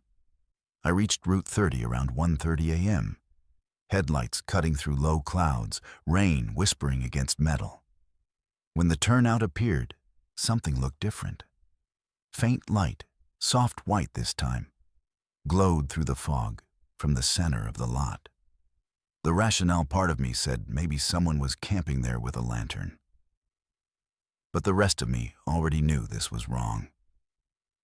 As I turned the car off, the dashboard clock froze briefly at 1:33. The digital numbers flickered once, then dimmed. The air grew warmer again, carrying the faint scent of gasoline and damp cloth. The sound of humming drifted faintly through the fog, the same low electric hum I'd heard months ago, the sound of a fridge compressor or vending motor. Yet there were no working utilities out here, not for decades. I stepped out slowly, each breath hanging thick in the cold. The light ahead pulsed faintly, not steady like a lantern, but oscillating, almost breathing. I followed it until the shape became clear. A vending machine standing upright, where I knew there hadn't been one before. Same red paint, same old logo, no visible power source. Inside, bottles lined the shelves in perfect symmetry, each label clean and new. I stood frozen, the hum vibrating in my chest. The glass showed a faint reflection of myself, though for some reason it didn't move quite the same. My reflection's mouth seemed to part, whispering something, though I heard nothing. Then, beneath the sound of the machine, came another, a slow dripping somewhere behind it, like water falling onto metal. I leaned closer, trying to make out what my reflection was saying. It wasn't in sync anymore. It mouthed the word, "Leave." And then, barely visible behind the reflection, was a faint silhouette just over my shoulder. I spun around, flashlight snapping to life. For a moment, I thought I saw her. A woman standing near the trees, work uniform soaked, O. badge glinting faintly. Her features were indistinct, blurred by distance or fog, but her posture, the stillness of it, was unmistakable. She held something metallic in one hand, light flickering in the other. Then, just as quickly, the shape blinked out. I ran back to the car, heart pounding hard enough to shake my hands. When I started the engine, headlights rolled across the lot and everything vanished. The vending machine, the light, even the picnic table outlines, gone. Just a few patches of gravel glimmering with rain. I didn't stop driving until I reached Astoria. At a diner there, bleary-eyed, I told the owner what I'd seen. He looked at me quietly for a long time before saying that the old rest stop had flooded back in 1980 during a heavy storm. 2 state maintenance workers had been trapped during a landslide. One was pulled out 2 days later. The other, her name was Diane, was never recovered. They closed the site the following year. That night, I took the name tag from my pocket where it still rested. The surface had tarnished slightly, but for a moment it felt almost warm to the touch. I left it on the diner counter, thinking maybe it should stay somewhere real for once. Yet, halfway through the drive home, something metallic clinked faintly in the cup holder. The sound was identical to a coin dropping through a vending slot. When I checked, a soda can sat there, damp, cold, label half peeled, printed with a company logo that hadn't existed in 40 years. Now, whenever I drive that stretch of US Route 30, I avoid looking toward the forest side of the road. You can tell where the rest stop once stood by the gap in the trees and a break in the old guardrail, like the land hasn't quite healed. Fog often lingers heavier there than anywhere else. And sometimes, if conditions are right, a solitary light glows faintly through it. Some nights I wonder if she ever left. If Diane's last duty was to keep that rest stop spotless, machines full, tables dry, even after the flood erased it. Maybe she still clocks in somewhere beneath that wet earth, waiting for drivers who lose their way in fog too thick to tell what decade they belong to. I still keep the can on my desk, unopened. The condensation has never dried, even years later. I've thought about throwing it away countless times, but something stops me each time. The faint hum that sometimes escapes it when the room grows silent enough, like the compressor of an old vending machine that doesn't exist anymore. Some places along the coast aren't haunted in the usual sense. They're stuck, caught in loops between what was and what should have ended. That rest stop isn't evil. It's just doing what it was built for, waiting for travelers who need a break. But the ones who stop sometimes don't start again, trapped between memory and the next mile marker, replaying a moment that weather can't wash away. Whenever I drive past now, I only whisper, "Not tonight," under my breath. Windows up, headlights steady. The fog parts briefly, as if listening, and the road continues on. Still, every once in a while, the odometer blinks back to 1:33 a.m., and I feel that same soft vibration in the air. Somewhere, a machine hums faintly alive, dispensing things to drivers who aren't supposed to exist anymore. And in that sound, mixed with the rain and distant hum of tires, I swear I can almost hear the echo of her voice, calm and worn. Rest's free tonight. Keep the change. There's a bend in Highway 504 near Mount St. Helens that locals know to avoid after dark. It's not marked on tourist maps, and there are no warning signs. Just a simple guardrail painted white and rusted at the seams. The road curves sharply there, hugging the side of a steep drop that leads into a dense ravine thick with Douglas fir and blackberry bramble. During the day, it's just another stretch of asphalt carved into the foothills. But at night, when fog rolls down from the mountain, people say you can see them.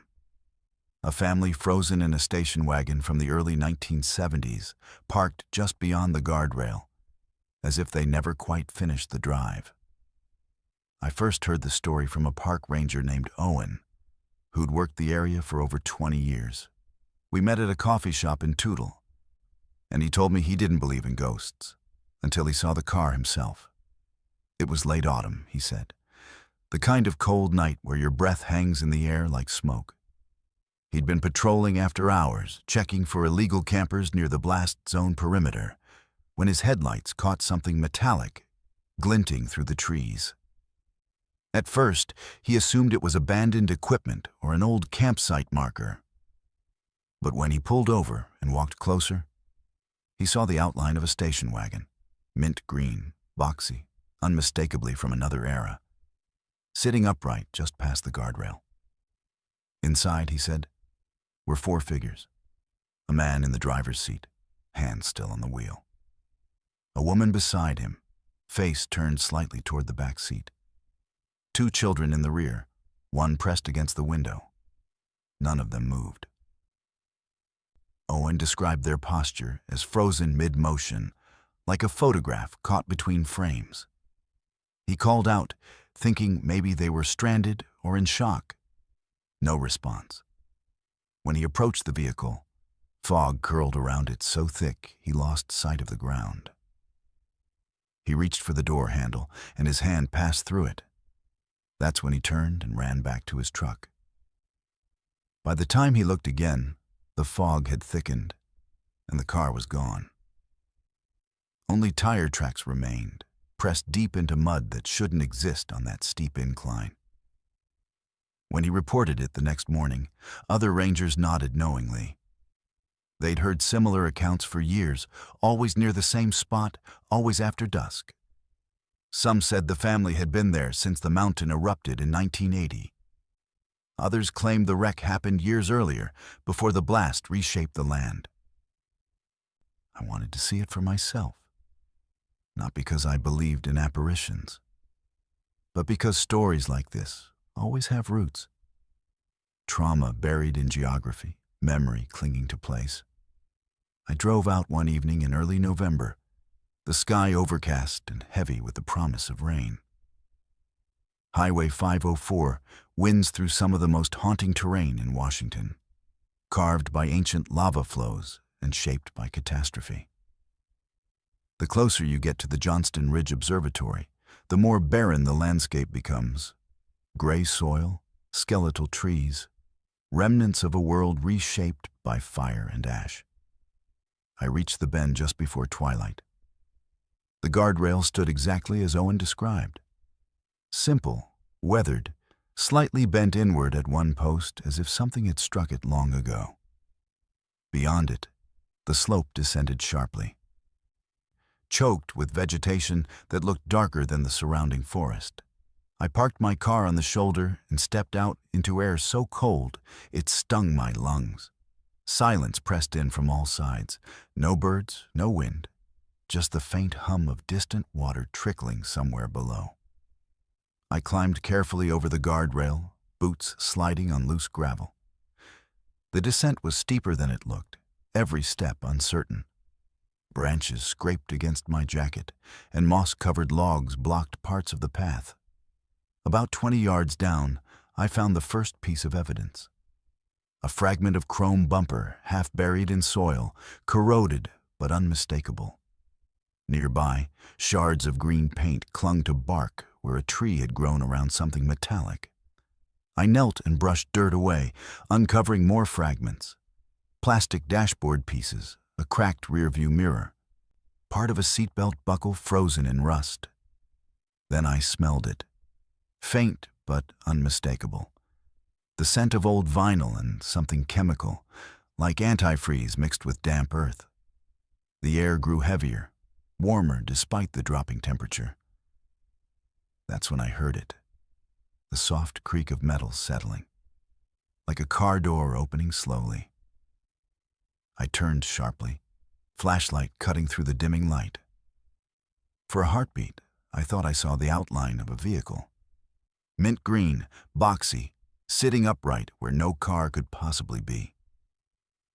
Then fog rolled in fast, swallowing everything. I climbed back up quickly, heart pounding, hands scratched from grabbing at branches. When I reached the guardrail again, I looked back down. Nothing. Just trees and mist and the faint impression of something that shouldn't have been there. But when I turned toward my car, tire tracks appeared on the gravel shoulder beside mine. Wide, old-style treads that hadn't been there when I arrived.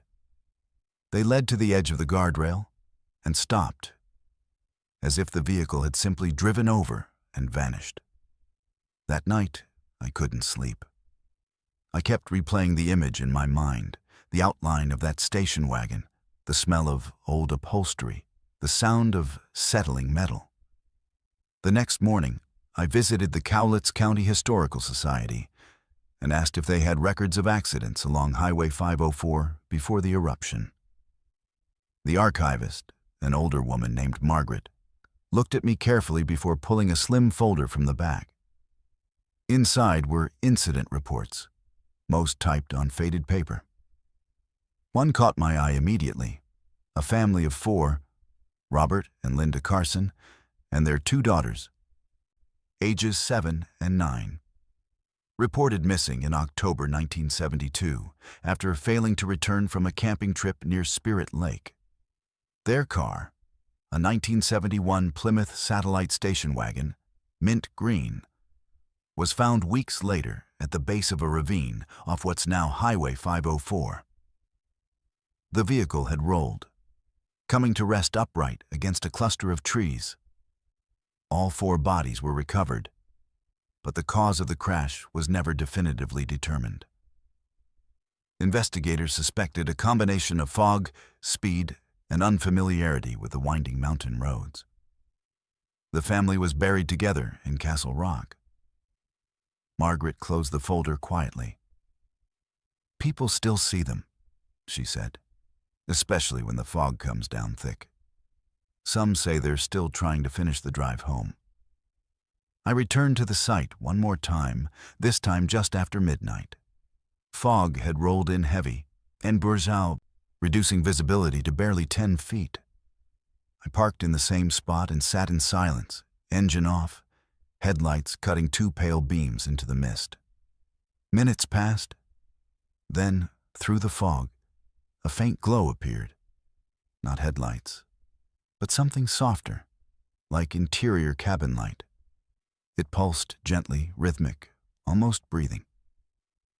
I stepped out of the car, boots crunching gravel, and walked toward the guardrail. The glow intensified. Through the shifting fog, I saw it clearly this time. The station wagon, parked at an impossible angle, half suspended over the drop. The doors were closed, windows fogged from the inside. All 4 figures sat exactly as Owen had described. Father gripping the wheel, mother turned toward the back seat, children pressed against the glass. Their faces were indistinct, blurred by condensation or something deeper. But their stillness was absolute. I called out softly, "Are you all right?" No response, just the faint sound of breathing, slow, steady, coming from everywhere and nowhere. Then the little girl in the back seat turned her head slightly, palm pressed flat against the window. For a moment, our eyes met, or at least I felt them meet. Her mouth moved, forming words I couldn't hear. Behind her, fog curled upward from beneath the car, rising like breath exhaled from the ground. I took a step closer. The fog thickened instantly, swallowing the vehicle whole. When it cleared seconds later, the car was gone. Only the faint impression remained in the wet moss. 4 shallow depressions where tires had pressed into earth that shouldn't hold weight. And on the guardrail post nearest to me, condensation had formed in a strange pattern. Handprints, small and child-sized, as if someone had gripped the rail from the other side. I left quickly, hands trembling on the wheel. But as I drove away, my rearview mirror caught something that made me brake hard. In the dim red glow of my taillights, the station wagon reappeared briefly behind me, headlights off, following at a distance before fading back into the fog. I didn't stop again until I reached the highway junction, miles away. Later, I learned from a geologist that the 1980 eruption fundamentally changed the topography of that area. What was once a steep but navigable slope became a fractured, unstable hillside prone to mudslides. The ravine where the Carsons' car had been found was buried under layers of volcanic debris, reshaping the land entirely. Yet the reports continued, always the same family, same car, same bend in the road. Some believe trauma imprints itself on landscape, especially in places shaped by catastrophe. Mount St. Helens didn't just erupt. It rewrote the memory of the land, burying stories beneath ash and stone. Maybe the Carsons are part of that memory now, replaying the final moments before everything changed. Or maybe they're still searching for the road they lost, trapped in a loop between the world before the blast and the one that came after. I haven't driven that route since. But I've spoken with others who have, hikers, truckers, late-night travelers, and their stories align with mine. The fog, the glow, the station wagon suspended impossibly over the drop.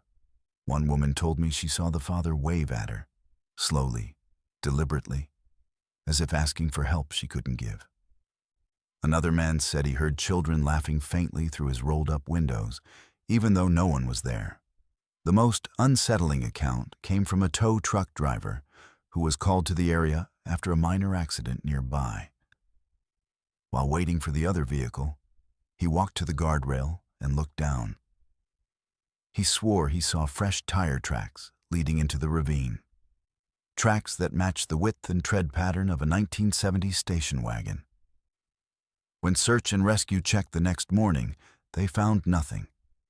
Just moss, trees, and the faint chemical smell of old car fluid seeping from soil that had been undisturbed for decades. I keep a photo of the Carsons on my desk now. A faded newspaper clipping from 1972 showing the family smiling beside their station wagon before the trip. Robert wears a plaid shirt, Linda holds a thermos, and the girls stand in front, arms around each other.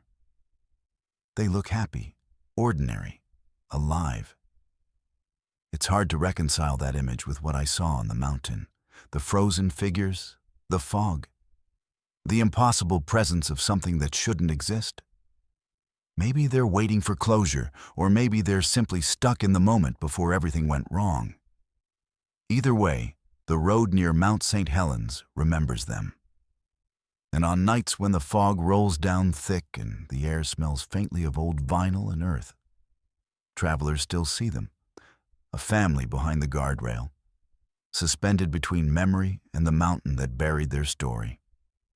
Some say if you stop and watch long enough, you'll see the little girl's hand press against the glass one more time, condensation blooming where her palm touches. And in that fog, faint words form on the fogged window, written backward as if from the inside. Help us go home. but no one ever does. Because the thing about hauntings shaped by geography is they don't need rescue, they need witness. The Carsons aren't asking to be saved. They're asking to be remembered. And every time someone sees them, every time fog curls around that guardrail and headlights catch something that shouldn't be there, they are. Over and over, endlessly until the mountain forgets or the road finally washes away. There's a strip of old highway that runs through Aberdeen, Washington, parallel to US 101, where the fog seems thicker than anywhere else along the coast. Locals call it the Quiet Mile. The road's official name is Simpson Avenue, but past midnight, it stops feeling like part of town at all. The street lights there flicker weakly, casting dull amber light across closed stores and boarded windows. It's a road that feels stuck, like it doesn't know what decade it belongs to anymore. I ended up on that stretch by accident, one of those long drives where the world feels blurred and half real. I'd been heading south from Ho Chi Minh after a video project, the kind of job that leaves you exhausted but restless. A sign promised motel lodgings ahead, simple and cheap. I remember checking the time, 12:11 a.m. Rain had started again, soft but relentless, tapping out a rhythm against the windshield. My phone battery was nearly dead, GPS frozen. When the first neon light appeared through the fog, it felt like relief. The sign buzzed above the mist. The Aberdeen Inn, vacancy. The red lettering flickered unevenly, half the bulbs dead. The building itself was small, 2 stories, with maybe a dozen rooms and a single lamp glowing outside the manager's office. It wasn't warm, but it was light in a sea of dark. The gravel lot was empty except for one dusty blue pickup parked crooked near the lobby. Only its rear license plate reflected the headlights. I killed the engine and sat for a moment, listening to the rain thud onto the roof. There was no wind, no passing cars, not even the distant sound of ocean. Inside, the lobby smelled faintly of cleaner and wet carpet. The air was too warm, like the space was overcompensating for something cold outside. The fluorescent light above buzzed in long, uneven pulses. I rang the bell on the counter once. A few seconds later, a man stepped out from a door behind the desk. Tall, balding, wearing a white shirt tucked too tightly at the waist. His eyes were almost colorless, pupils sharp pinpoints even in the dim light. "Just one?" he asked without looking up. "Yeah," I said. "Just passing through." He nodded slowly, producing a small brass key from under the counter. No computer, no paperwork, just that. An old tag stamped, "Roommate." "How much?" I asked. He smiled faintly. "You'll pay when you leave." Before I could answer, he pressed the key into my hand. "Top floor, last on the right. Keep the door locked. We've had break-ins from the dunes." I nodded, uneasy. But exhaustion made me compliant. The hallway leading to the stairs was dim and smelled faintly like wet plywood. The carpet sagged underfoot, spongy from moisture, and the walls were lined with faded floral wallpaper curling at the edges. Half of the bulbs overhead had burned out completely. Roommate was smaller than I expected. A narrow twin bed, one table lamp, and a television bolted into the corner. The air inside felt humid, thick, like it had absorbed every breath that ever passed through. Still, the place served its purpose. I dropped my bag near the door, locked it behind me, and collapsed onto the bed. The sheets smelled faintly metallic, like old water pipes. I remember hearing the rain stop abruptly, as if someone had turned off the sound itself. Total stillness filled the space. Then, faintly through the wall, came a low hum. Deep, rhythmic, like an air conditioner or generator. but there was no vent, no machinery visible anywhere. I got up and pressed my ear to the floor. The sound was stronger below, shifting between frequencies in a way that made my chest feel tight. When I turned to look out the window, I froze. The motel lot below looked wrong. The neon sign was gone. The light outside the office had vanished. The entire building seemed shrouded in darkness, except for one dim bulb over room 8, mine. I tried opening the window, but it wouldn't budge. The lock was rusted shut. I pressed my forehead against the glass, squinting. Across the road, the fog had thickened into wall-like gray, impenetrable. No movement, no headlights, no night sounds. Only that low, endless hum leaking up from beneath the floor. I switched on the small television, thinking maybe noise would help. But when it flickered to life, it showed a grainy feed of the motel's parking lot. One continuous shot from a fixed camera somewhere outside. The timestamp at the corner read 12:11 a.m., the same time I'd arrived. I turned the knob to change the channel, but the image stayed the same. The lot, empty. The single blue pickup still parked crooked near the office. Then, after a few seconds, I realized. Someone was sitting in the driver's seat now. The cabin lights glowed faintly. I stared, heartbeat thudding. The figure moved, slowly turning its head toward the camera, toward me, or maybe the lens of some unseen viewer. I couldn't make out a face, but the shape was unmistakable. Human, upright, still. I reached for the power button, but before I pressed it, the screen glitched. For half a second, the image of the lot froze, and the timestamp jumped to 12:11 a.m. again. That's when the knocking started. 3 slow knocks on the wall behind the bed. I turned, pulse pounding in my ears. The sound came from the adjoining room, steady, deliberate. I called out, trying to sound casual. "Hello? You okay in there?" No answer. Just another set of knocks, slower this time. I pressed my hand flat against the wall, feeling a faint vibration under the wallpaper, like something alive was shifting inside the walls themselves. When I glanced back, the image on the TV showed movement again. The blue pickup's headlights flashed once, and then the lot went dark completely. The feed dissolved into static. I unplugged the television. The static continued anyway. That was when I finally decided to leave. Sleep might dull reason, but there's a point where instinct screams louder than exhaustion. I grabbed my bag, pocketed the key, and stepped into the hallway. Every light above me flickered in sequence, one after the other, illuminating a tunnel of pulsing shadows down the stairs. The smell of mildew was thicker now, a damp, almost sweet rot. When I reached the lobby, it was empty. The counterlight flickered weakly, reflecting off the wet tile. The manager's door was closed, but the hum I'd heard upstairs was louder now, vibrating through the floor. It had a rhythm, almost like breathing, or machinery mimicking human lungs.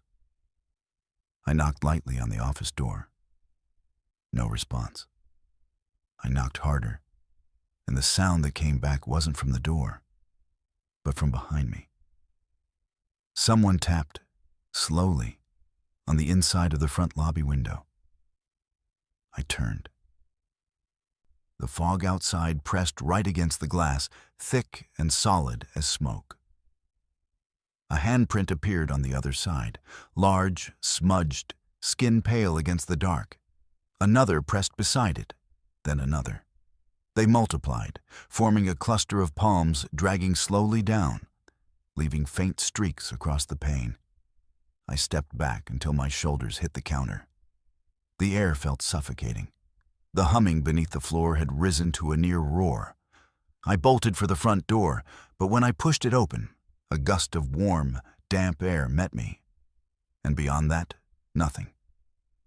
No rain, no cars, no sight of the highway. Just the glow of my car's headlights, illuminating a parking lot that no longer looked right. The motel seemed shifted somehow, angled differently, stretching away into fog that swallowed the edges of the building. I sprinted to my car, yanked the handle, locked. Through the glass, I could see the keys still in the ignition, though I remembered pocketing them earlier. My reflection in the glass wavered faintly, delayed, like video feed out of sync. Behind me, the motel sign flickered to life again. It no longer read vacancy. It read stay. I ran. I don't remember how far I went before the world adjusted again, fog thinning, streetlights reappearing, sound returning in a rush. When I finally looked back, the road behind me was empty. No motel, no lights. Just an unbroken line of dark asphalt fading into rain. The next morning, I searched the address I thought I'd stopped at. Nothing came up. No listing, no building permits, just an overgrown lot beside a scrapyard 2 miles outside Aberdeen. Locals said there had been a small motel there before the 1990s, but it burned down after a boiler exploded in the basement. Faulty wiring, 8 dead. They said the owner stayed on site, refused to rebuild, and eventually vanished.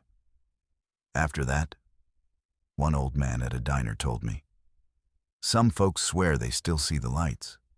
Place shows up sometimes when the fog rolls in, only to people stupid enough to be driving alone at midnight. He laughed after saying that, but didn't finish his coffee. His hand shook slightly as he set the mug down. I didn't tell him that when I checked my jacket pocket later, the brass key was still there. Room 8 etched into the tag. I hadn't noticed until I reached home that night. But the key felt warm, pulsing faintly against my skin. That hum from the floorboards of the motel returned for a moment in my ears before fading. For months afterward, strange things started happening during rainstorms. My radio would cut to static exactly at 12:11 a.m. once a week. My television, though unplugged, sometimes flickered briefly with the image of an empty parking lot, the timestamp frozen. And in the reflection of windows during foggy nights, faint shapes would appear, standing still behind me as if waiting for recognition. I eventually mailed the brass key back to the Aberdeen city office, sealed in a padded envelope with no return address. A month later, I got a package in my mailbox. No sender listed. Inside was a piece of scorched brass, half a motel key tag, melted and blackened from fire. The numbers on it faintly visible under the soot. Still 8. Now whenever I drive the Washington coast, I pay attention to the fog.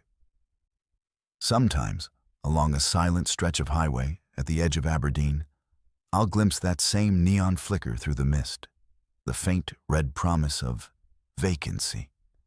I've never stopped again. I just drive faster, though the radio usually hums low in the static, like a far-off engine idling beneath water. Some nights, when the fog builds thick over my street, I swear I hear that same slow humming under the floorboards of my home. It fades if I move toward it, like distance doesn't matter, only attention. Once, at 12:11 sharp, my power flickered off for just a second. When it came back, the reflection in the black screen of my television wasn't my living room. It was the motel lobby. Empty, golden lit, doors closed. That key was the last physical thing linking me to that place. Oh, yet somehow, I still feel like I never checked out. Maybe none of the guests there ever did. Maybe the Aberdeen Inn doesn't let people leave the way they came because it isn't a building anymore. It's a habit, a shape reality takes when you're too tired, too lost, or too curious. Once you've seen its sign glowing through fog, it remembers you. Always waiting at 12:11, room ready, door unlocked, floor humming like a living thing beneath your feet. So if you ever find yourself driving through Aberdeen late at night and spot a red neon sign buzzing behind a curtain of fog, keep going. Don't glance at the windows, don't slow down, don't look for the clerk behind the counter. Because if the Aberdeen Inn appears for you, it means there's already a vacancy waiting. And when you step inside, the door locks quietly, not to trap you, but to make sure no sound escapes ever again. There's a pedestrian bridge on Snoqualmie Pass that crosses over the interstate. A narrow steel walkway connecting two trailheads high above the snow line. During the day, hikers and travelers pass over it without a thought. But at night, especially in winter, it sits silent, surrounded by fog and the echo of passing semis below. Locals call it the Boys Bridge. The name came long before anyone remembered the real story behind it. But among truckers and rescuers, the legend never died. I drove that road more times than I can count. The sweeping mountain highway between North Bend and Ellensburg has always had something melancholy about it. Its tall evergreens leaning over the wet pavement, its fog layered like smoke rising from unseen fires. I'd heard about the boy on the bridge for years, but the first time I actually saw something, it changed the way I thought about all of it. It was early February. Snow still hanging in patches along the shoulders, the kind of night where the light from your own headlights feels suffocating because it reflects back at you through the fog. I was heading east, around mile marker 52, when a faint shape appeared above, a thin silhouette against the reflection of my high beams. Someone was standing on the pedestrian bridge, leaning slightly over the railing. I thought it was a trick of the fog at first. A tree branch, maybe, or distortion caused by the mist. But then it moved, just a slight tilt of the head downward, as though watching the cars pass. When I looked back through the rearview mirror seconds later, the bridge was empty. The story came into focus later. After a visit to a maintenance worker named Hal, who had worked those hills since the 1990s, he told me that around 1996, a young boy, 8, maybe 9, had gone missing during an early season snowstorm near that area. His family had been camping close to Hiak, a small dot of a town near the pass, when the storm rolled in unexpectedly. They'd searched for him for 3 days before search crews called it off. They never found the boy's body, only his bright red scarf tangled in the roots near the bridge. What made the story linger wasn't just the tragedy, it was what came after. Hikers began finding toys on the bridge in the years following. Tiny action figures, marbles, faded photos of children folded into plastic bags to protect them from snow. Sometimes they'd find printed photographs placed in the exact same spot every year. A child standing beside a cabin that no one recognized.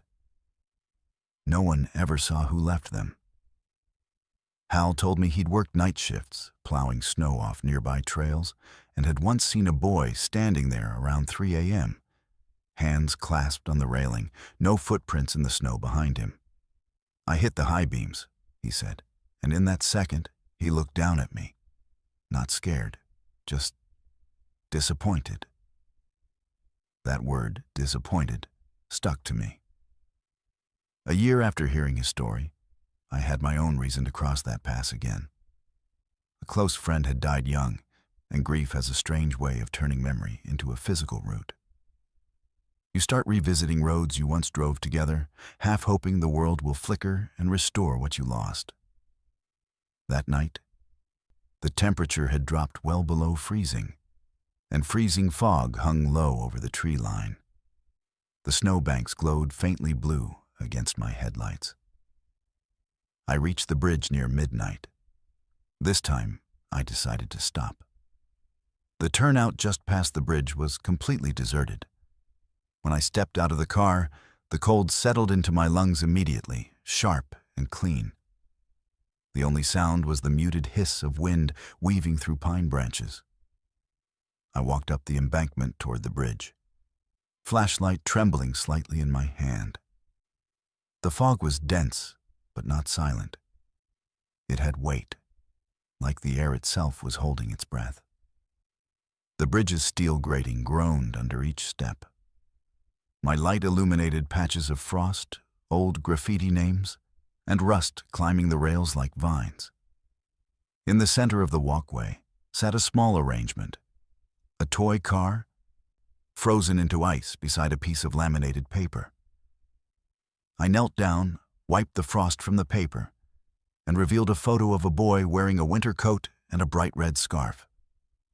Beneath it, in tiny, shaky handwriting, were 4 words: "Still waiting on Dad." The cold numbed my fingers. For a long time, I couldn't stand. The bridge seemed impossibly silent. Even the passing noise from cars below had dulled, like the snow swallowed them whole. Then, faintly, came a sound I can only describe as humming. A child's tune, quiet, uncertain, drifting from somewhere beside me. I turned slowly, flashlight cutting through fog that now seemed alive with colorless movement. No one was there.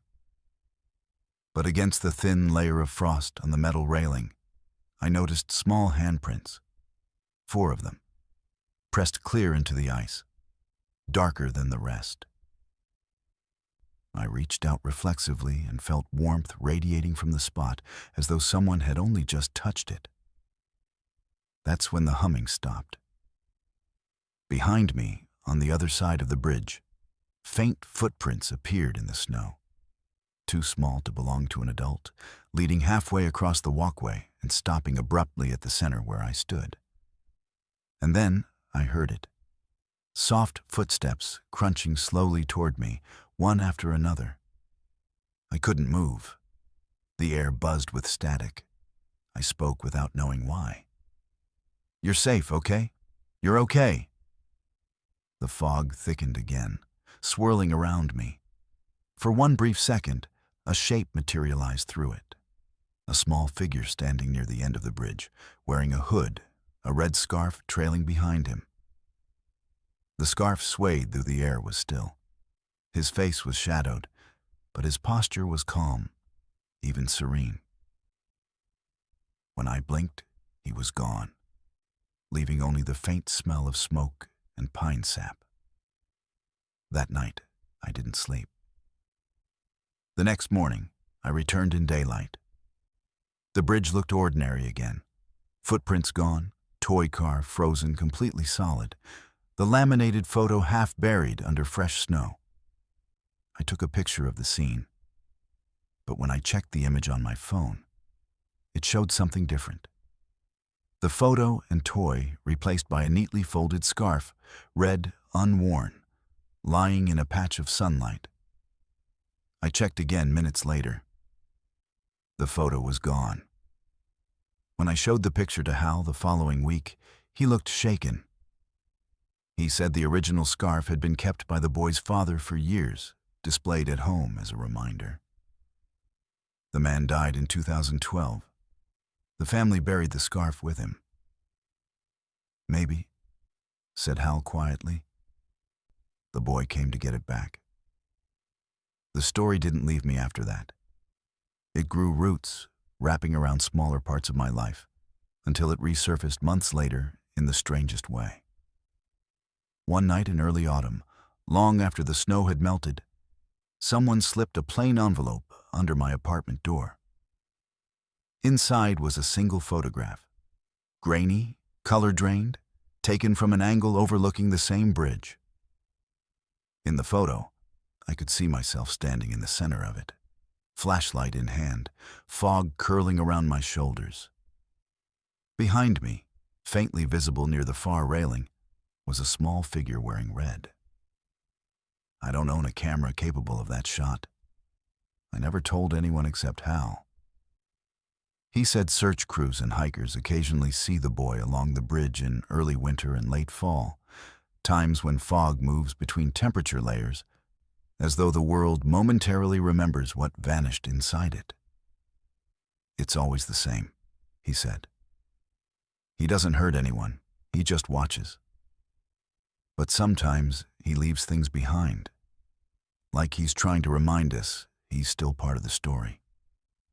A month later, during one of those heavy Pacific Northwest rains that sound like ocean waves colliding with land, I drove across Snoqualmie again.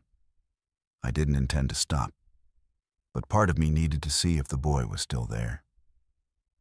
If the mountain had swallowed him for good, or if he would keep returning, suspended in the space between loss and memory.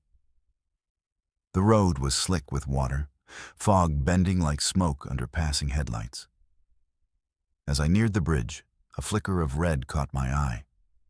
Movement high above, quick but undeniable. I eased onto the shoulder, turned off my lights, and waited. Through the fog, faint glow shimmered on the pedestrian rail. Then I saw it again, the figure clear as day against the white mist. A child, motionless, staring down at the road. Just before he vanished, the scarf unfurled in the wind, trailing like a ribbon of blood through the fog. I sat there long after he disappeared. Something about that sight didn't frighten me. It hollowed me out, an ache more than a panic. Because whatever that was, a ghost, a memory, an echo of grief, it wasn't trapped. It was repeating, yes, but not suffering. It was remembering. And maybe that's what hauntings really are. In the years since, drivers have continued mentioning him, a boy seen standing on the bridge during late-night storms, always silent, never waving, just looking down. Some claim that if you stop your car and stand beneath the bridge, you'll sometimes find a red scarf fluttering from the rail. When you climb up to retrieve it, it's gone. Others say they've found Polaroid photos tucked between the bolts, pictures of families camping or smiling children whose identities don't match any missing person reports. The strangest reports, though, come from those who linger too long. They say you can hear faint laughter echoing through the steel grating, even when heavy snow covers the bridge. Sometimes the laughter's followed by words, soft, high-pitched, almost playful. "Still waiting." I went back there one last time last winter. The fog was so thick I almost missed the turnoff entirely. I parked below, headlights off, and climbed the embankment again. Snow coated the ground, untouched. When I reached the middle, I saw something glinting beneath the ice, a red thread, buried shallowly between two boards. I dug it out with numb fingers and found another photo beneath it. Not of the boy, but of the bridge itself, clean, flooded with morning sun. Someone had written on the back, "Snow melts, but roads remember." I still keep that photo on my desk. Every now and then, on winter nights, I'll catch the faint flutter of something red outside my window, though I live miles from any mountains. Whether it's reflection, memory, or something lingering more real than both, I never know. The only thing I'm certain of is that some echoes don't fade. They change shape until someone listens long enough. So maybe the boy still waits. Or maybe he's part of something older, the mountain's way of remembering what it lost. Either way, when the fog settles deep through Snoqualmie and the highway hums like a river of metal through the dark, it's best to keep your eyes on the road and your music low. Because somewhere above, unseen through the mist, a small figure still stands on the bridge. Red scarf trailing against the wind, watching every car pass and hoping one of them might finally stop. And maybe, for just a second, it's not the boy watching you. It's the mountain watching through him, whispering softly over the noise of the wind. Still waiting on Dad.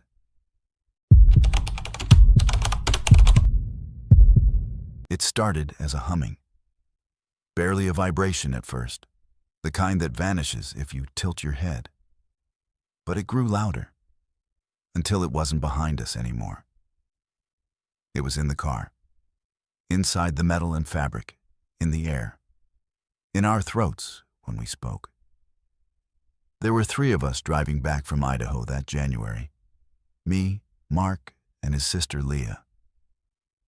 We'd spent a week chasing cheap snowboarding runs and empty trails, all laughter and bad coffee. By the time we hit Highway 12, winding through the dark forest toward the coast, we were ready to be home. The sky had collapsed into rain clouds that pressed low against the mountains, turning the road into a ribbon of gray water.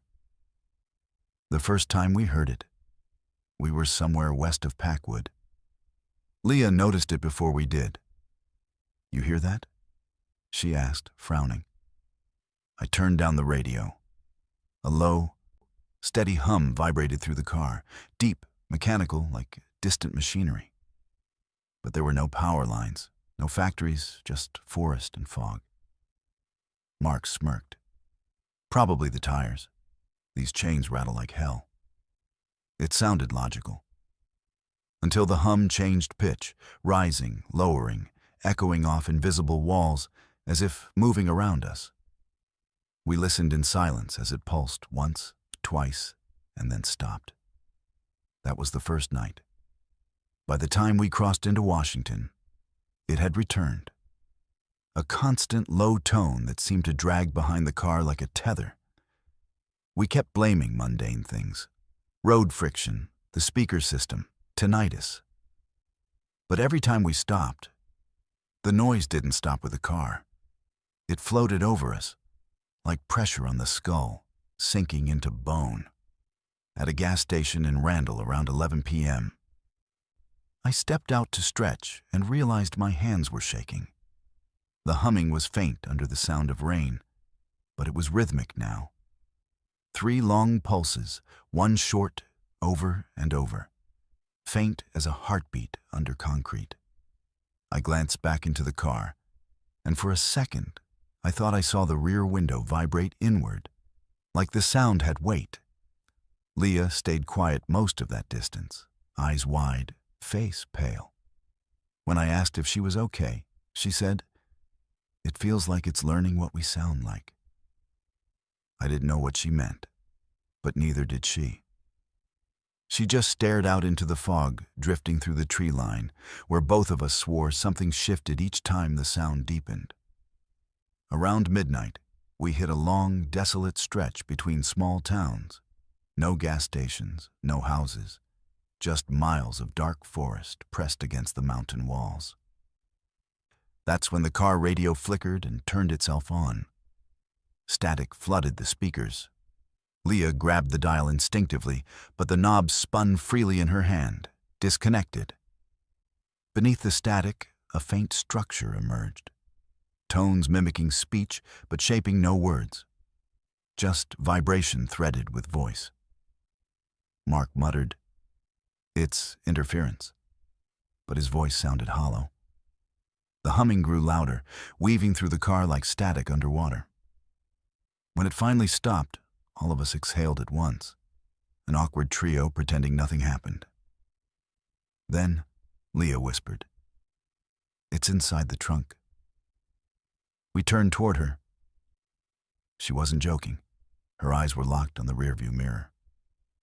The sound was back, thudding softly, mechanical, slow, coming from the back of the car. Mark killed the engine. The noise didn't stop. It just kept pulsing.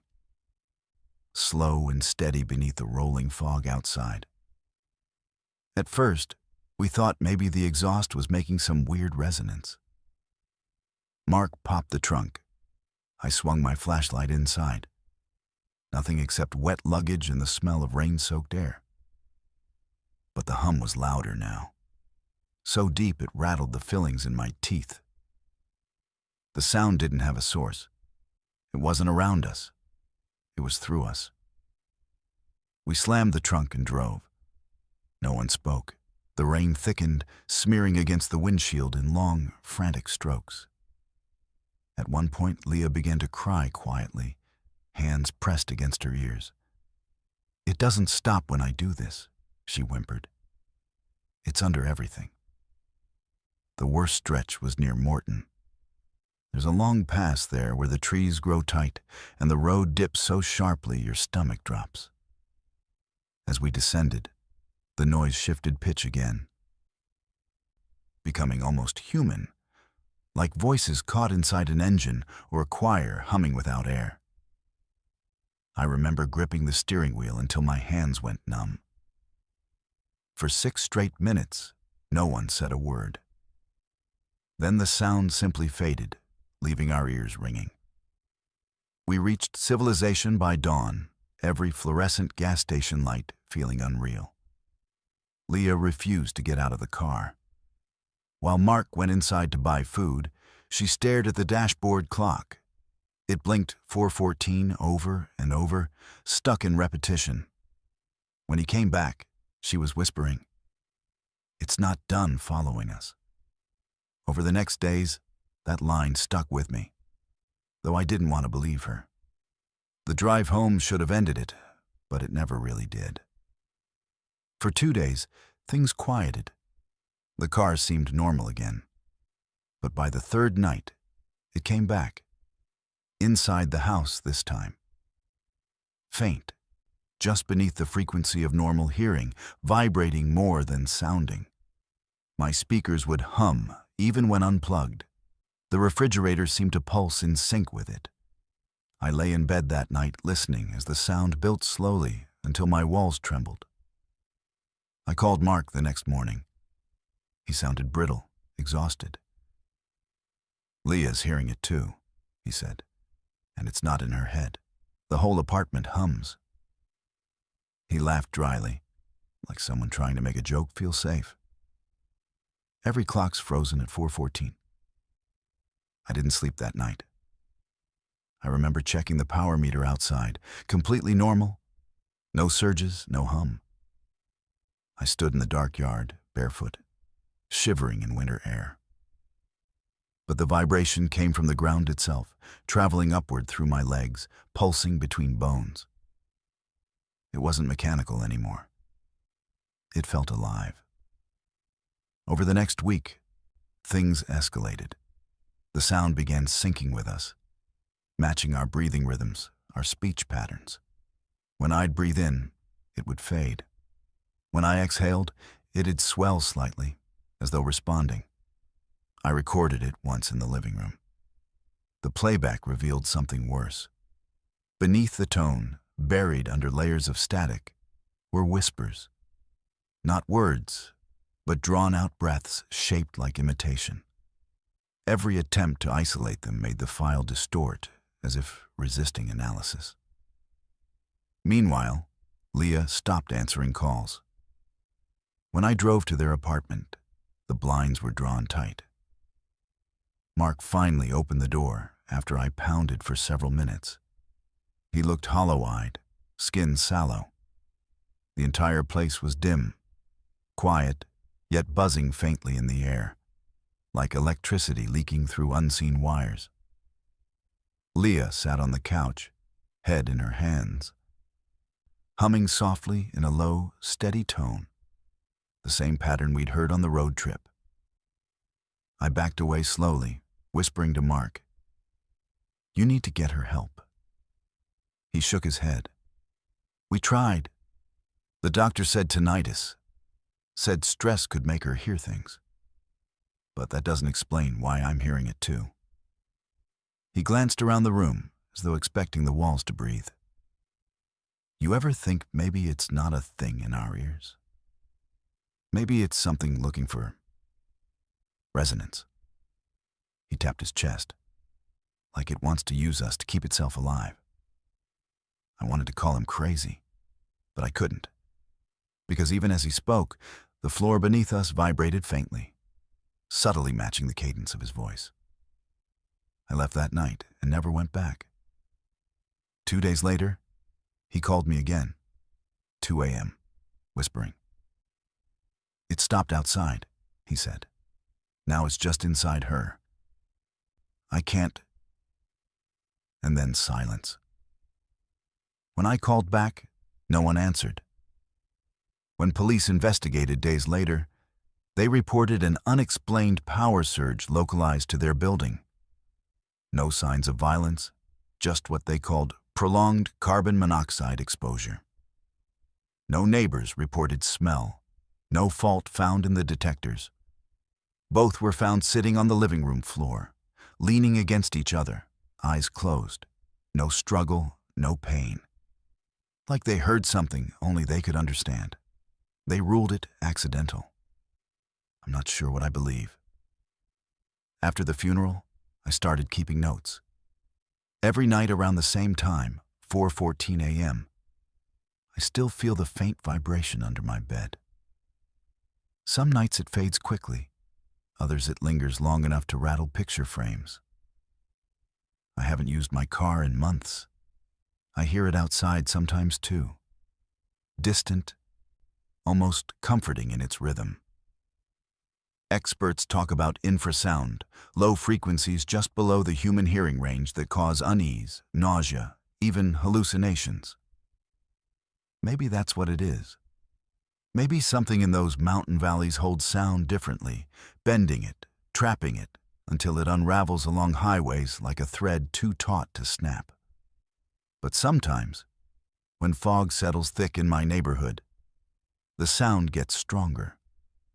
I'll stand near the window and swear it's moving, closer 1 minute, distant the next, circling the house like an unseen vehicle. The pattern never changes. 3 long pulses, 1 short. A researcher I emailed once told me something unsettling, that certain harmonic patterns can cause human tissue to vibrate microscopically in sync with external frequencies. He said, if you're exposed long enough, your heartbeat can mimic it. The hum, he wrote, can fold itself into your biology. Lately, that thought keeps me awake, because I've started catching myself humming without realizing it.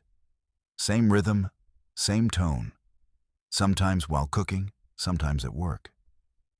Once, while brushing my teeth, I caught my reflection moving slightly out of sync, like the glass hummed differently.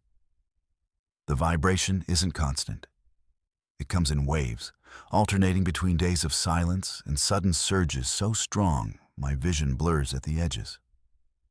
I can't record it anymore. None of my devices pick it up now. But sometimes I'll answer a random phone call and hear faint static on the other end, perfectly timed to my pulse. Last week, I found an old CD in the glove compartment of Mark's abandoned car. The case was blank, no label. Against my better judgment, I played it. The speakers buzzed.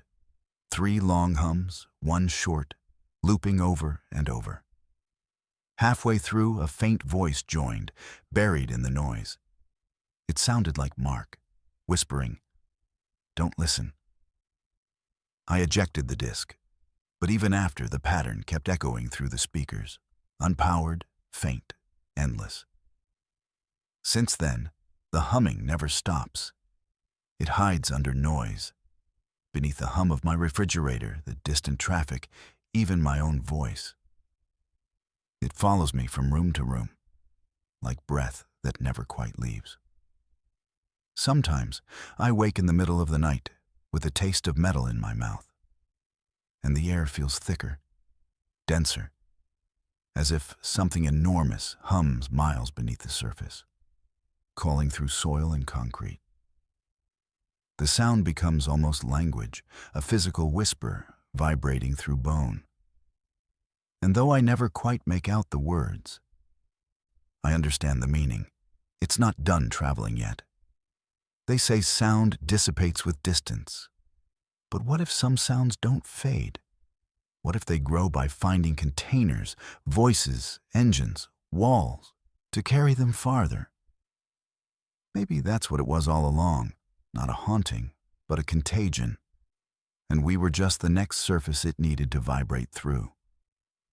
Sometimes, when I turn off all the lights and cover my ears, I swear I can hear a car idling faintly outside. engine humming that same rhythm. Sometimes it stops right under the window, purring low, patient, like it's waiting for someone to open the door. And when I finally fall back asleep, I dream of that road again. Fog swallowing the mountains, headlights flickering through rain, and somewhere behind it all, the sound patiently following. It always catches up eventually.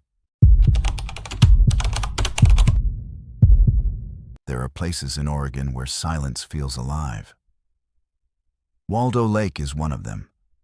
30 square miles of crystal water so still it mirrors the clouds perfectly, ringed by forest that drowns sound.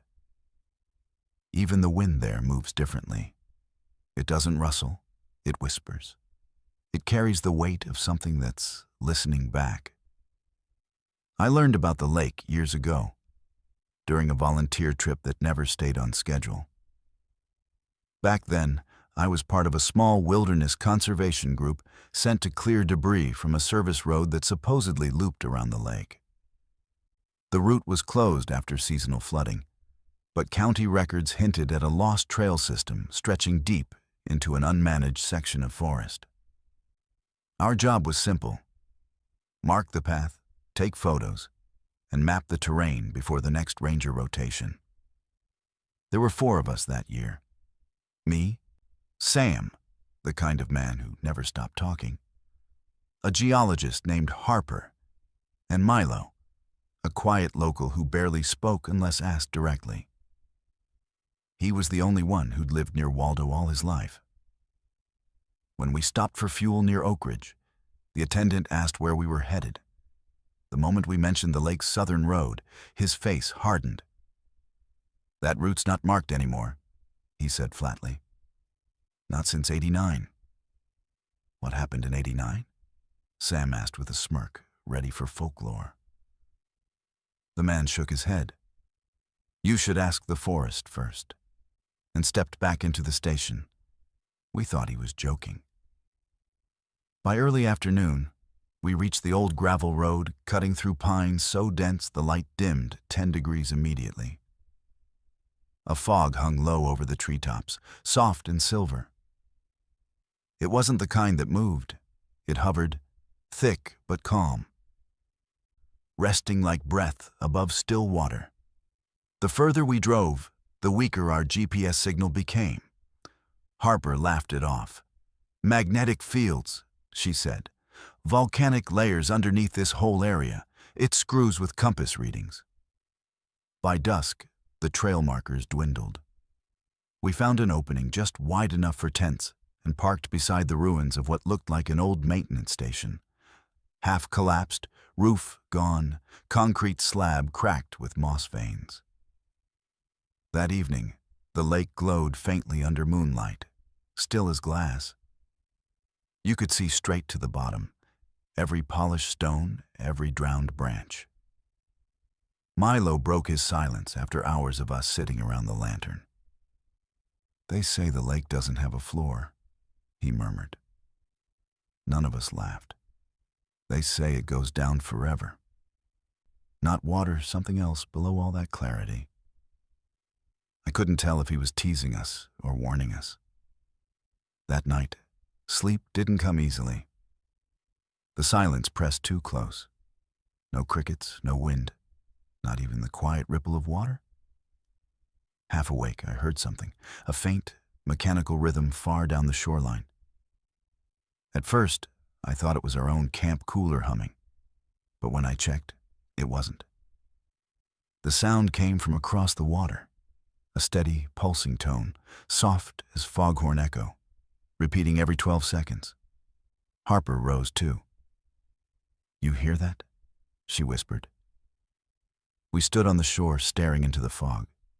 The sound repeated, a deep swell somewhere across the invisible center of the lake. Then, as suddenly as it started, it stopped. The stillness afterward felt heavier, like the lake was listening to whether we noticed. In the morning, Milo was gone. His tent was still zipped, his pack, boots, and jacket all inside. Only his flashlight and notebook were gone. The only footprints led down the embankment toward the waterline, then stopped abruptly. The gravel there was oddly smooth, undisturbed, save for an impression shaped almost like tire treads leading out into the shallows. Harper radioed for help. No response. The signal crackled, caught, and cut back into that same rhythmic tone we'd heard overnight. Sam cursed under his breath. We spent the day searching what little shoreline we could, shouting his name until our throats went raw. No echo came back, not even the usual reflection of sound bouncing off the forest. Everything swallowed noise faster than it left our mouths. Even shouting felt wrong here. By the second evening, unease had rooted deep in us. We built a fire out of habit more than comfort. Sam started saying weird things, half under his breath, something about not being on any real map anymore. He held his phone up, showing us a screen with only blank green, no GPS signal, no grid. "Look," he said, voice shaking. "Look where it says we are. Nothing. Nowhere." Just before midnight, another sound joined us, distant but deliberate. The low hum again, now accompanied by what sounded like rolling gravel. A slow, mechanical grind beneath the stillness, as though stone were being crushed in a rhythm.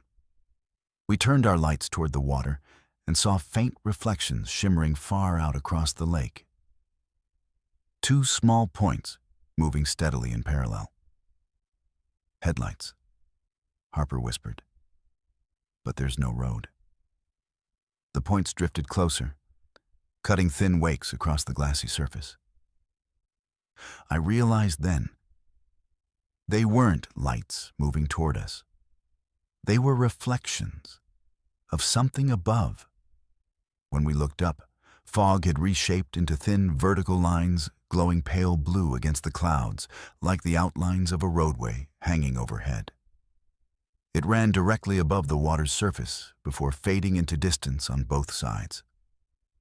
The hum intensified. Before we could react, the camp lantern flickered wildly, then went dark.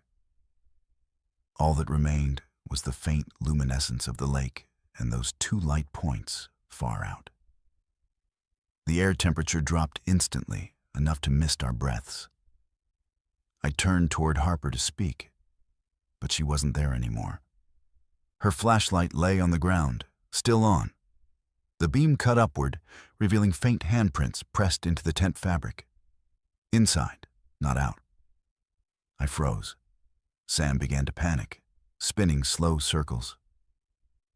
Breathing ragged. "We need to leave," he said. "Now." We shoved what little gear we could into the back of the truck and started the engine.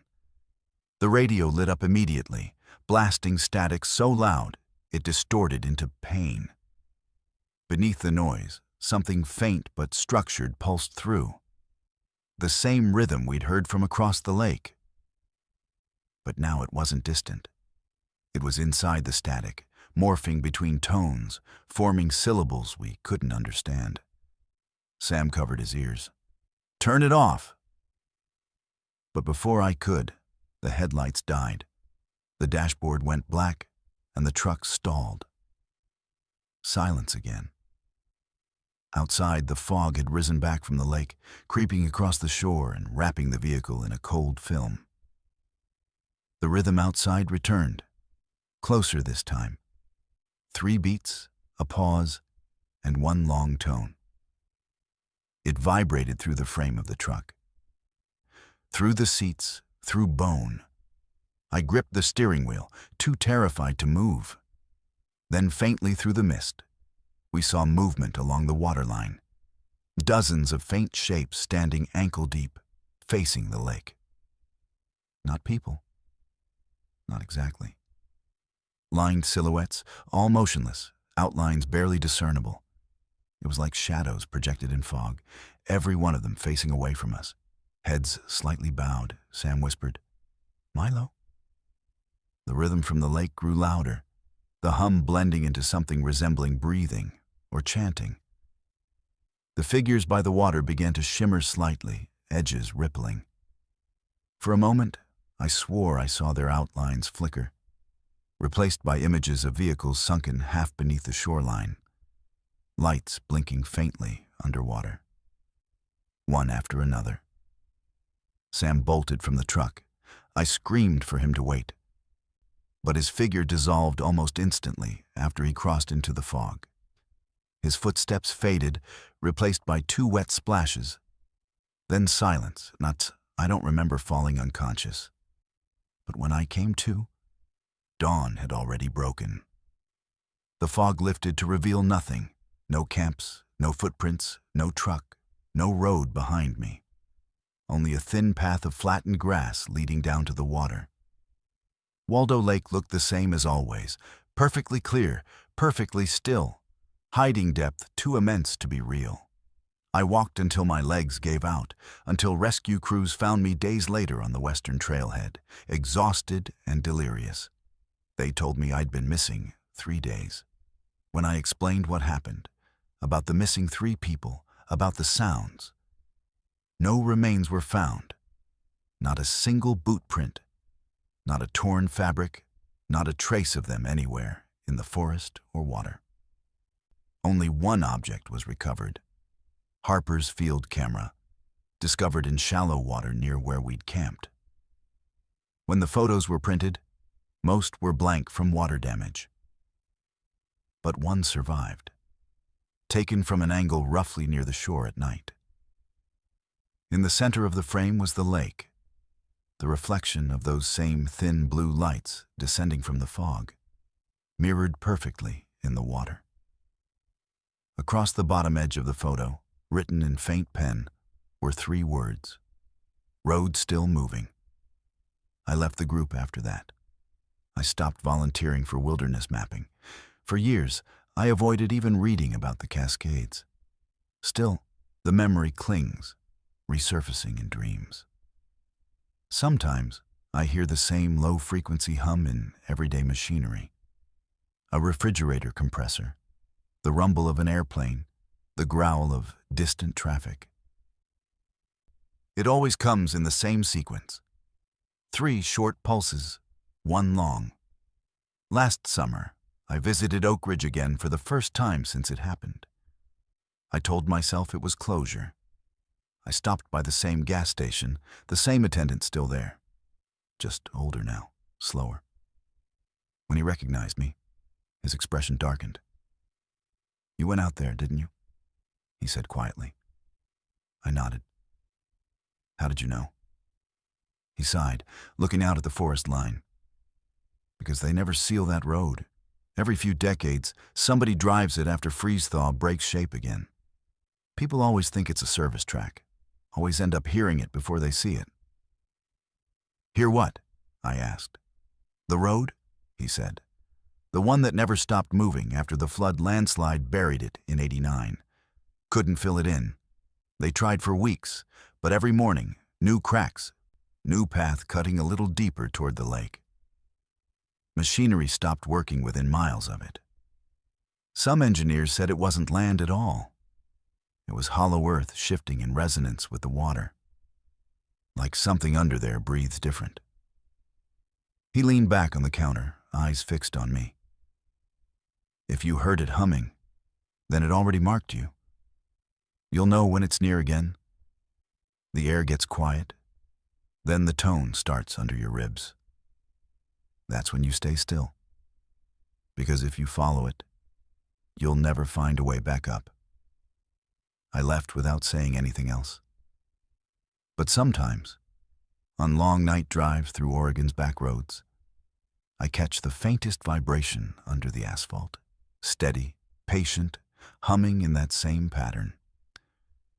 It never lingers long, it just passes through like memory carried by the ground itself. Some say Waldo Lake holds some of the clearest water on Earth. That's because there's nothing left alive in it. Not fish, not algae, not even sound. The locals say the purity comes from the depth swallowing every trace of noise until it smooths itself into silence. But I know better now. Nothing that deep ever stays still. because underneath all that glassy calm, something keeps breathing. An ancient rhythm crawling through the stone, finding new cracks, reshaping its root 1 inch at a time. And on quiet nights, when the mist settles low, it remembers those who tried to map it, and hums the pattern it taught us across the asphalt miles away, waiting to see which of us will listen long enough to follow. The last road through Waldo Lake never closed. It just sank beneath mirror water, still paved, still humming, all that weight of forest above it, learning to breathe.